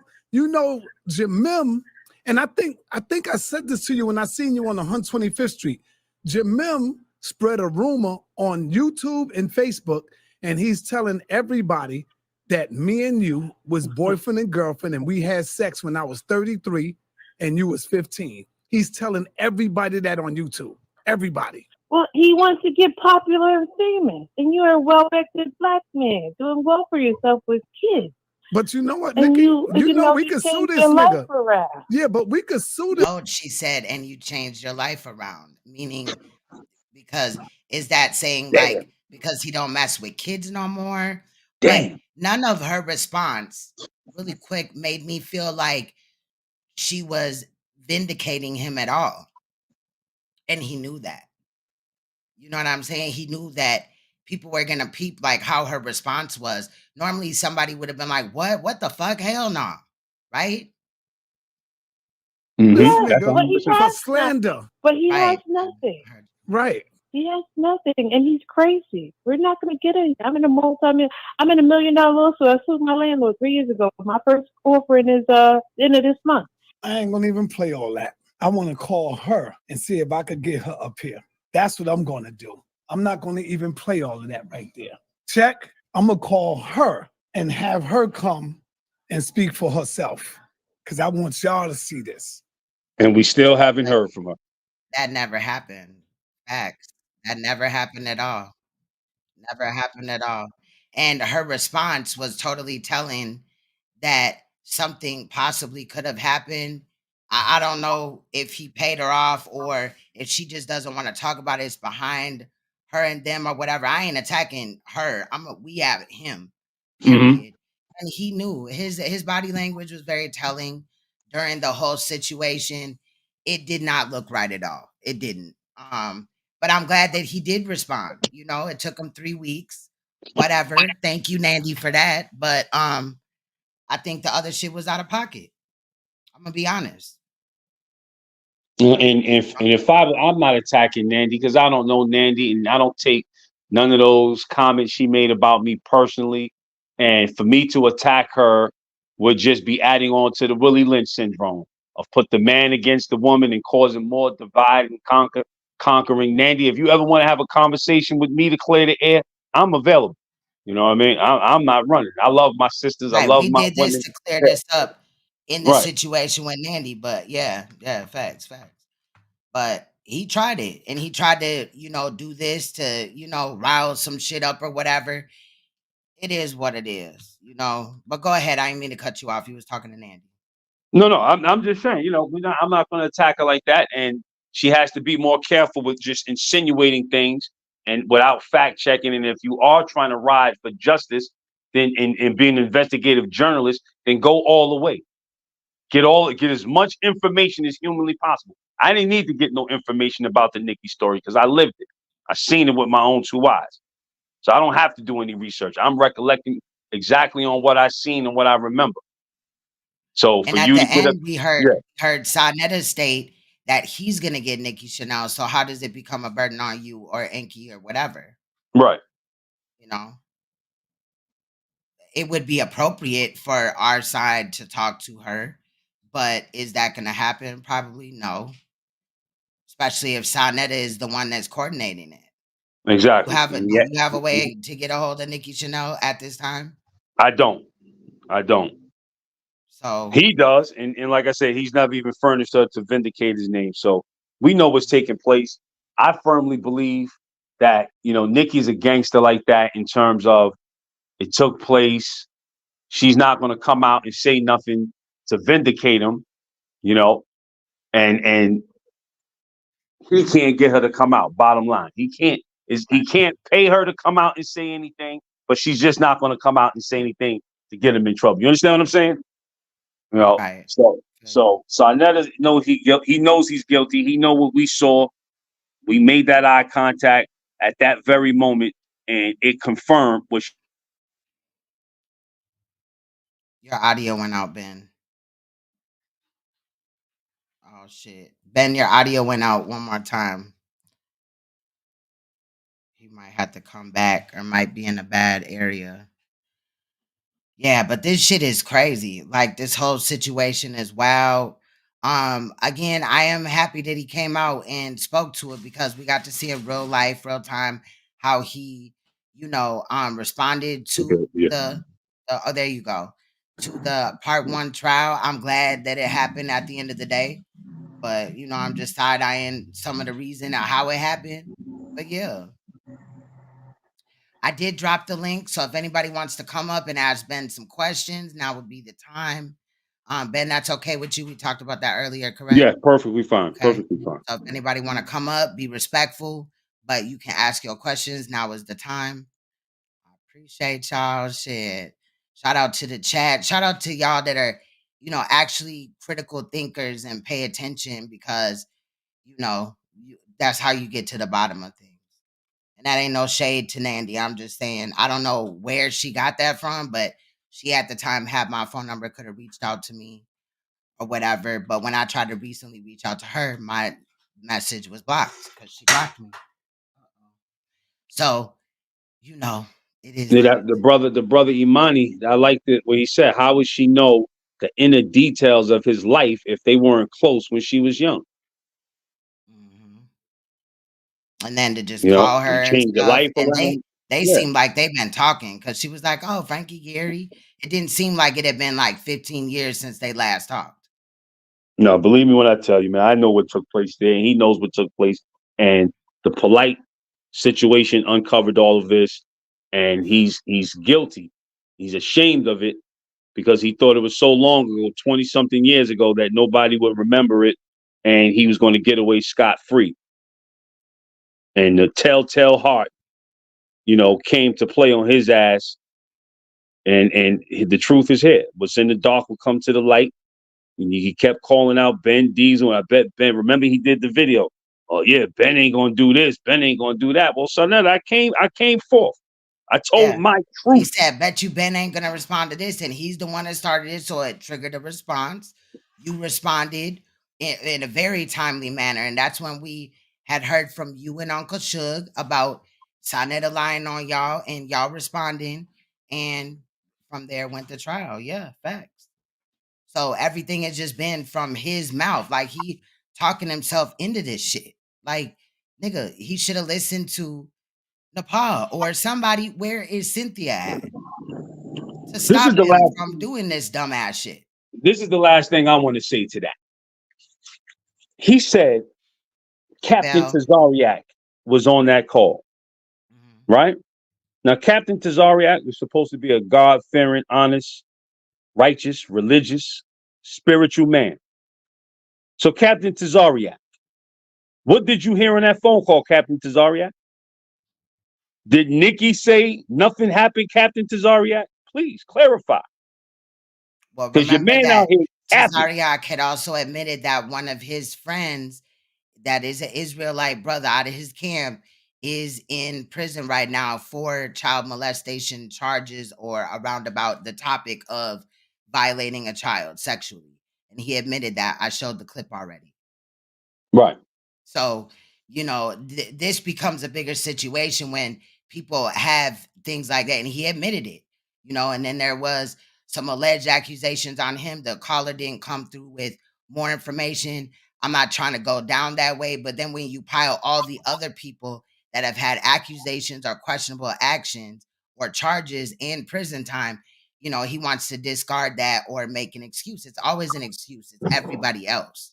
Right. And I heard him over there on that platform of them dudes that were playing with him, and they had on the bulletproof vest for him. I heard, you know, them minimize. They allowed him to minimize what he was saying and send shots. And when motherfuckers over here start sending shots back, don't say nothing. You know what I'm saying? Yeah. Because that was real suspect. You allowed him to go over there and lie on people's names, and that's trash. Yeah, No. big time. The All lake of ice water. for him. And it showed me that them niggas is not like they're new to this situation. One of the women over there, her name was Lady K something. She is also like, I believe, a moderator or a regular in Saneta's chat. She was timing people out over there, all this and that, and they was playing. So anybody that was really asking them questions in the chat, and questions weren't getting answered, you had the Cash App. Like, what are we doing here, bro? Yeah. It was a money grab. But let me do some shit like that. I wouldn't even do that, but let me do some shit like that. Inky got yelled at for writing a book, right? Exactly. But what about this dude over here doing the same motherfucking type of shit that would be a problem if it was Inky? You know what I'm saying? And not taking up for him. I'm just fucking saying, like, it's the hypocrisy, it's the selective outrage, and they were coddling this man, and they allowed him to straight lie. You know, and it's trash. I just That was could not, pure. That was like, pure clickbait. That was pure yeah. clickbait to get people to come over to that channel as if they were going to ask him some pressing questions. And the fact still remains: where is Nicki? I've been saying that from the first inception. Where is Nicki? All you got to do is bring Nicki up here around the circle of sisters, conscious community, and let them talk to Nicki. Not you, Sanetta. Bring Nicki forward into some of these sisters' hands so we can get Nicki to tell the story. That's To a fact. vindicate you. That's the only way, because in my eyes, he's guilty. And Period. Everything that you said correlated. So a motherfucker trying to throw a football through that and, you know, run other plays and conspiracy theories. I wasn't really feeling that, because that takes away from the actual story. We hear about Right. what actually happened, not like, you know, first 48, not even first 48, some Law and Order type of shit where, you know, shit is just, even though I do like Law and Order and shit, you know, and we use some of that template or whatever, right? In the trial, but, you know, CSI type of TV show type of shit, we ain't, bruh, no, like, we not on that. We after what actually happened. And I don't know if there was a misunderstanding, but now it should be clarified. Sanetta also never said what year or whatever that, you know, Nicki would have been born. So they went into the situation with half information, in my opinion. And it's just sad. It's just, And it's like somebody in the chat eloquently said, he's trying to use her her misconceptions to vindicate him, you know? And yeah. and it backfired. And it backfired. Yeah. Totally. Because, I mean, she came back. Nandy did come back and cussed him the fuck out. Told him where, you know, how she feel and all that shit. I did see that, but it was like too little too late type of shit. And then you doing so is, in a way, regardless of if that was what you were trying to do, is trying to discredit my platform. Like, I'm just not looking into shit. Like, come on, bro. You know what I mean? But I want to state that I'm glad that we didn't move on to part 2 yet. We're going to slow boat this, right? When the suggestions came out, a lot of people said, let's have it take about a year for all 9 charges and shit. And it is good, because if we moved on to part 2, then we would have had to go backwards to part 1. So let's get part 1 all the way aired out and done before we move on. You know, but this nigga's still guilty in my eyes. As the judge that heard that case, he out of there. Yeah. Again, I asked Ben Ben started catching on, like, what the fuck? Like, Queen, you keep asking me in different roundabouts, but I get where you're saying, but the answer is always gonna be the same. You know what I mean? Like, there's no capping here. I do not believe Ben is working for Sanetta. And we already, you know, at times Enki was cool with Sanetta, whatever, but we talking about Ben. It was Ben's testimony. That is what it's about. And if you didn't have that correct, even Sanetta was out of pocket, because he sat there and knew that the numbers weren't right. he knew that he didn't know Nikki Chanel. Maybe he did know Nikki Chanel at 11 and 12, and that's why he couldn't decipher her age, right? But it's just like he knew what he was doing was playing games, because he knew he seen you at that age and he seen her at that age in that same year. So he knew she wasn't 11 or 12. Exactly. And he didn't stop her, correct her, or nothing. So in order to push his own agenda, he ran with that. And that makes him look stupid as fuck and just disgusting to put that on somebody with no, real anything. You never had any intercourse with her or nothing. None whatsoever. And the idea that you had allegedly took out an 11 or 12-year-old to eat dinner at your house or whatever. Yeah, Nandy Like, out of pocket. Nandy out of pocket for that shit, And I would Nandy, if you're listening, and he out of pocket for not stopping her, though. You know what I mean? Like, he's even more out of pocket. He's even more out of pocket. But Nandy, we need to have a conversation. I would love to have a conversation with you off the record, man to woman, woman to man. Let's set the record straight. If you're going to do this, do it right. You think you're exposing something, you didn't expose nothing other than some more Sanetta's lies. Right. Like that 5-year prison bid. I give you that one, Nandy. God damn, you got him on that one. And she re-showed where Tasha had shown his charges and all that shit. And on that one too, it says 93. But on my side, that is the last time that he was charged with a crime. So if he had gotten 5 years, there's no way that he would have been out for, you know what I'm saying? Like, it just doesn't make sense. And she called that out. So she wasn't all the way off. But when it came to the age of you and her, Nikki, I believe there was some miscommunication there, obviously. Yeah, I had to be. Had to be. So it is that. I'm sure she'll be mad or feel like I'm dissing her or whatever. I'm just being upfront and honest. I can't reach out to you. You blocked my number. So, it is what it is, I guess. Right. But yeah, I'm just speaking real from the heart, not sugarcoating shit, right? If I would have just came up here and sneak this you, then that would have been something else. But I don't like doing that. Yeah, and it's like I said in my statement earlier, that we in crucial times right now. Us Black Americans, we all we got, and we can't be infiltrated with sexual predators and liars and all of these just detrimental characteristics in the men, especially. You know what I mean? Who's supposed to be the warriors, the protectors, the leaders. And we're dealing with all of these faulty characteristics in these crucial times. And if we don't pull it together, it's like I said earlier. We on the brink of extinction. People dying across the world. These are real bodies, and it can happen again if we're not careful. Those who fail to remember are doomed to repeat. So everybody up here playing and trying to pick sides, and the line in the sand is already drawn. It's either you with us or you're against us. Right. You think I'm lying? Bring anybody up here to debunk what I said about this character. And that's just charge number 1.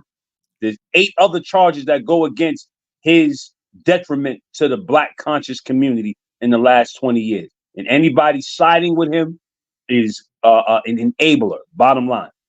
Facts. Big facts. That's a fact. Yeah. So, I mean, and then, you say like, hit the link or forever hold your peace. And then, a week later or days later, somebody got a problem with something you said. Right. Nandy may be blocked from this channel, but she's not blocked from StreamYard. So if she wanted to come up and ask him questions or say it during your live stream or something, get the word out to him or something. But if you want to ask him questions, I don't know if that's even what she want to do, but it seems like a misunderstanding. But Saneter deliberately knew what he was doing. And just the fact that he chose that tactic, that is something that he does all the time, tries to play one against the other. So I identified it right away. And I knew about this when it happened, when he was live with it, saying it. We was watching him laughing. Right. Honestly, like, look at how this nigga just fucked up. And then, it is what it is. So, yeah, it's one of them. We got a link with other soldiers in the war. Nandy's another soldier in the war. Like I said, I think it was a extreme miscommunication with them dates. And I'm not going to count her out. Hopefully, she doesn't have she doesn't wear her sleeve, her heart on her sleeve. You know what I mean? And it could really be talked out. You know, we don't. It's not about banging on each other. I'm not with all of that. You know, Right, I'm right. not getting on this technology. I'm Yeah, definitely not finna waste my time. Like, there's some other yeah, shit I could have called out somebody totally else, not Nandy or whatever, but right, I chose not to because it's just a wasted energy. And I'm gonna be real raw family. Like, so I have iron deficiency. So right now my iron is really, really low, and I haven't been feeling really good lately or whatever. So that has also within, I'll say like the last 3, 4 weeks, the slowdown, that's when it really started. At this time, I'm really not even working as of yesterday because I have to have iron infusions. And things like that. I was almost on the verge to where they had to give me a blood transfusion. And I'm gonna talk about this, even though somebody could try to throw it in my face. But people go through this all the time.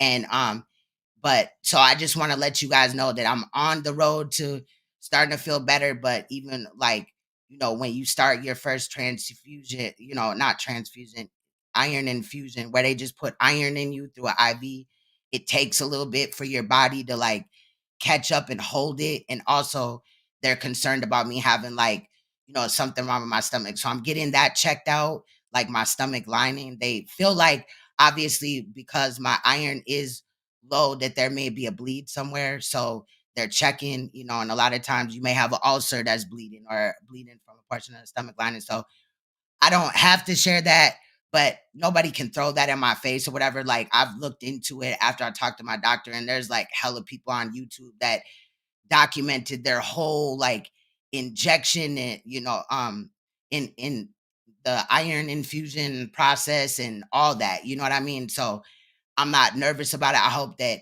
it helps somebody else. As my birthday was yesterday, I normally around my birthday go to the doctor, get a full checkup, do everything. And they had found out that my iron was at like an 8.2 or whatever, my hemoglobin and all that. So everything else checked out so far, but um just that. So they want to, and I'm promoting that happening because that's how you find out, yeah, I'm anemic. So and this was a problem earlier on, but I feel like over the last like year or two, I really remember like starting to feel kind of sluggish or whatever, you know what I mean? And like not have that energy that I had before. And then like I started to feel dizzy and stuff. So at my checkup, I brought it up and stuff, and that is what happened. So right now, because my doctor said, rest and stuff like that, I don't want to go to the hospital and have a blood transfusion. So I'm just kind of resting.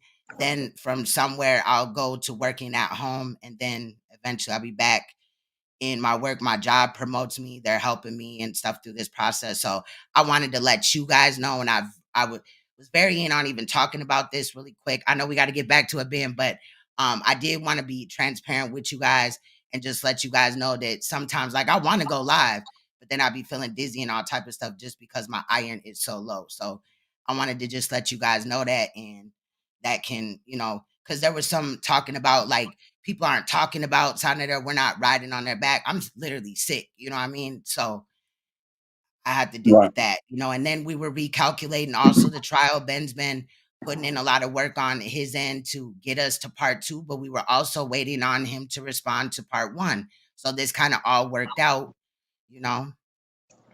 But yeah, Yeah, yeah. The other charges coming down the pipeline are meant to really just spell out to the conscious community who this guy is. And again, like I tell everybody, Charles Manson had followers. You know, Ted Bundy had followers. Shit, Jeffrey Dahmer had followers. You know what I mean? right, So he's gonna have his loyalists with him. But this is for the hearts and the minds of the real conscious community, of the real people, of the real leaders, of the real followers. Nothing wrong with being a follower.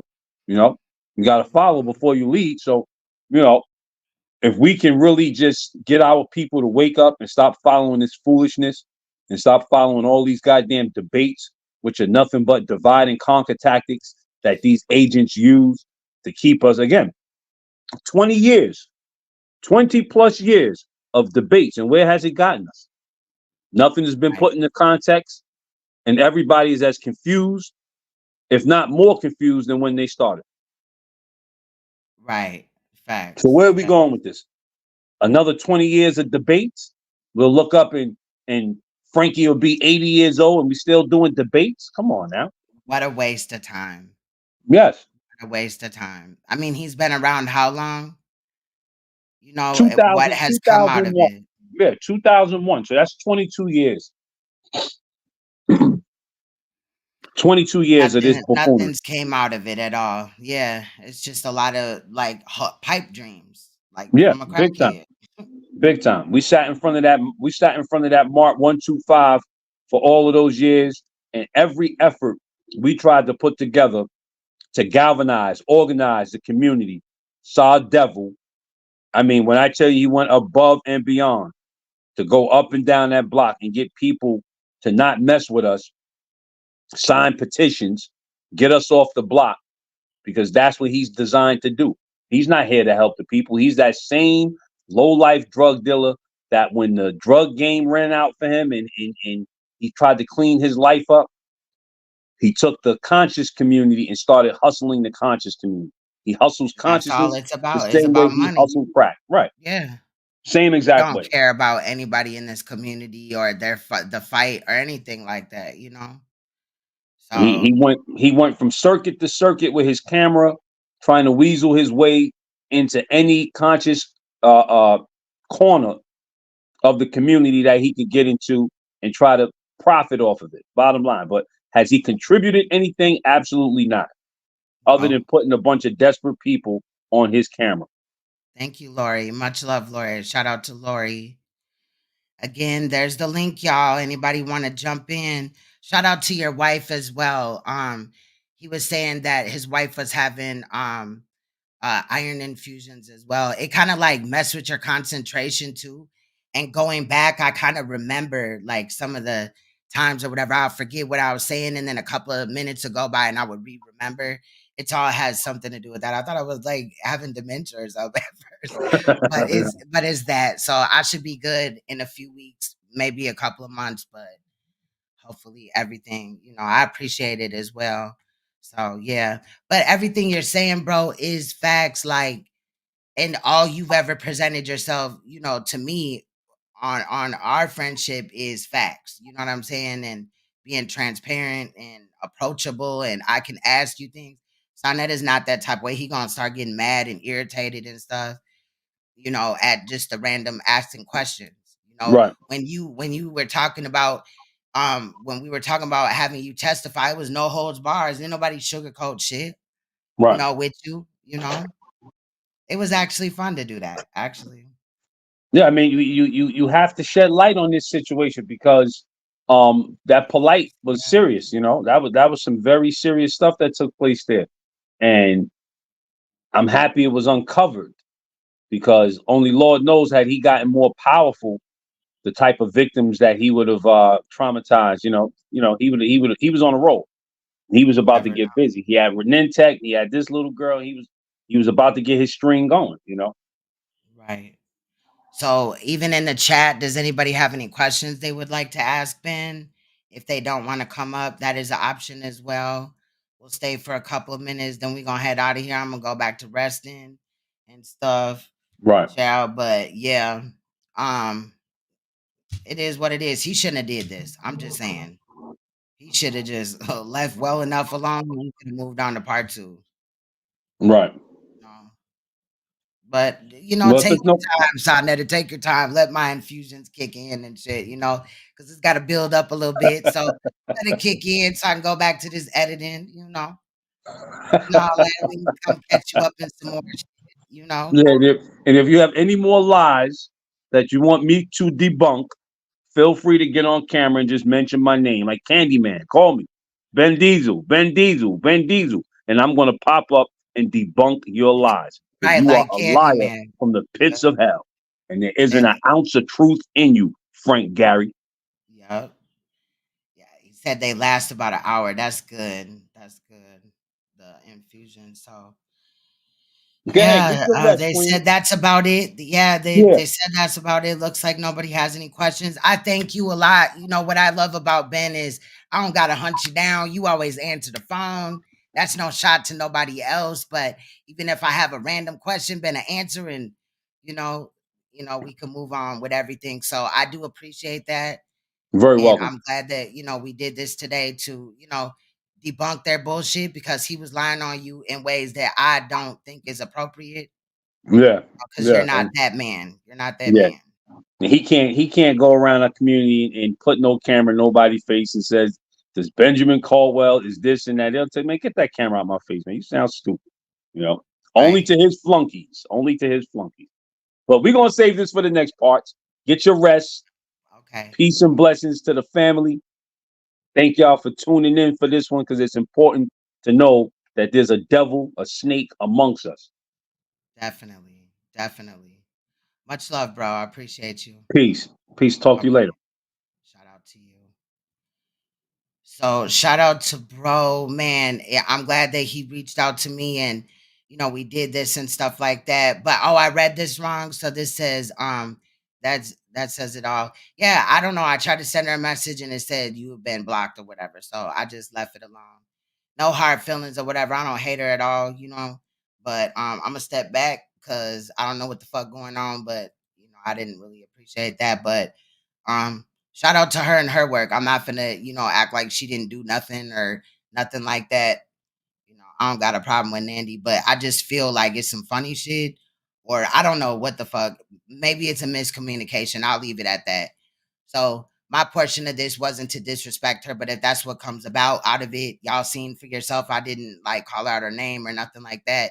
So we would know what side it's coming from. Because in Neo's, she kind of was disrespectful or whatever, said, some shit, and that night it went down or whatever. But there was things that I could have replied on back to or whatever. But I'm not even in the mood or have the energy right now to go tit for tat with a motherfucker and back and forth and all that. My target is Sanetta, and I, wish her well in continuing it and all this and that. So, with that said, y'all, I'm gonna rest, get some rest or whatever. I don't know when I'm gonna be back. I'm not gonna make no claims or whatever, but I will be back. You know what I'm saying? But right now I'm just gonna relax and do what I gotta do for my health and shit like that. But like I said, I will be back. So worst case scenario, alive a week until I start feeling better.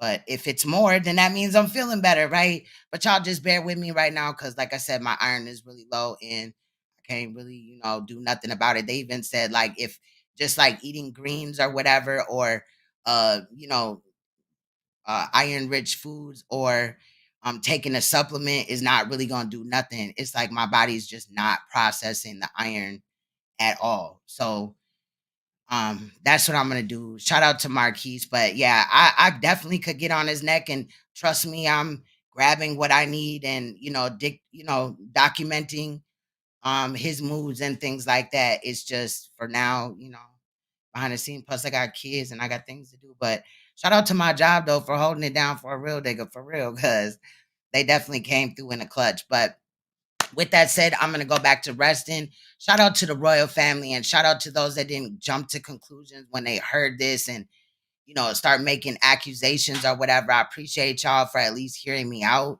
whether you see it our way or not. But I think we kind of arranged it for you guys to see the truth of it all, and whatever misunderstanding can be figured out as far as the other side. But Sonetta, fuck you and what you tried to do and all that. You knew that me and Nandy was friends, and you tried to like use her video to go at my work and Ben Diesel's work and Inky's work, and I think that's trash. Period. Me and Inky may not be on speaking terms like that or whatever. There's no hate even there. I wish him well, whatever. He could have, hit the link and talked about how he felt, about it, but that's that. So anyway, I will see you guys soon. Much love. I appreciate all you guys. If you haven't already, please hit that like button. If you're new, please subscribe and make sure you hit that bell so you can get all notifications of when I go live or whatever. Um, I'm not the type that really is up here every day. If you go back to even when we were on Polite's Head or Sonetta's when it started a few months, 3-4 months ago, I normally come like 3 times a week or whatever. So I just want to make that known too. I'm about quality and not quantity necessarily. But it is what it is. I appreciate all of you guys, and I did get some donations. I appreciate those as well. I will see you guys soon. On the way out, we're gonna listen to what we listened to on the way in here, which was Lil Durk All My Life featuring J. Cole. You guys, much love, and I will see you guys soon. Bye-bye.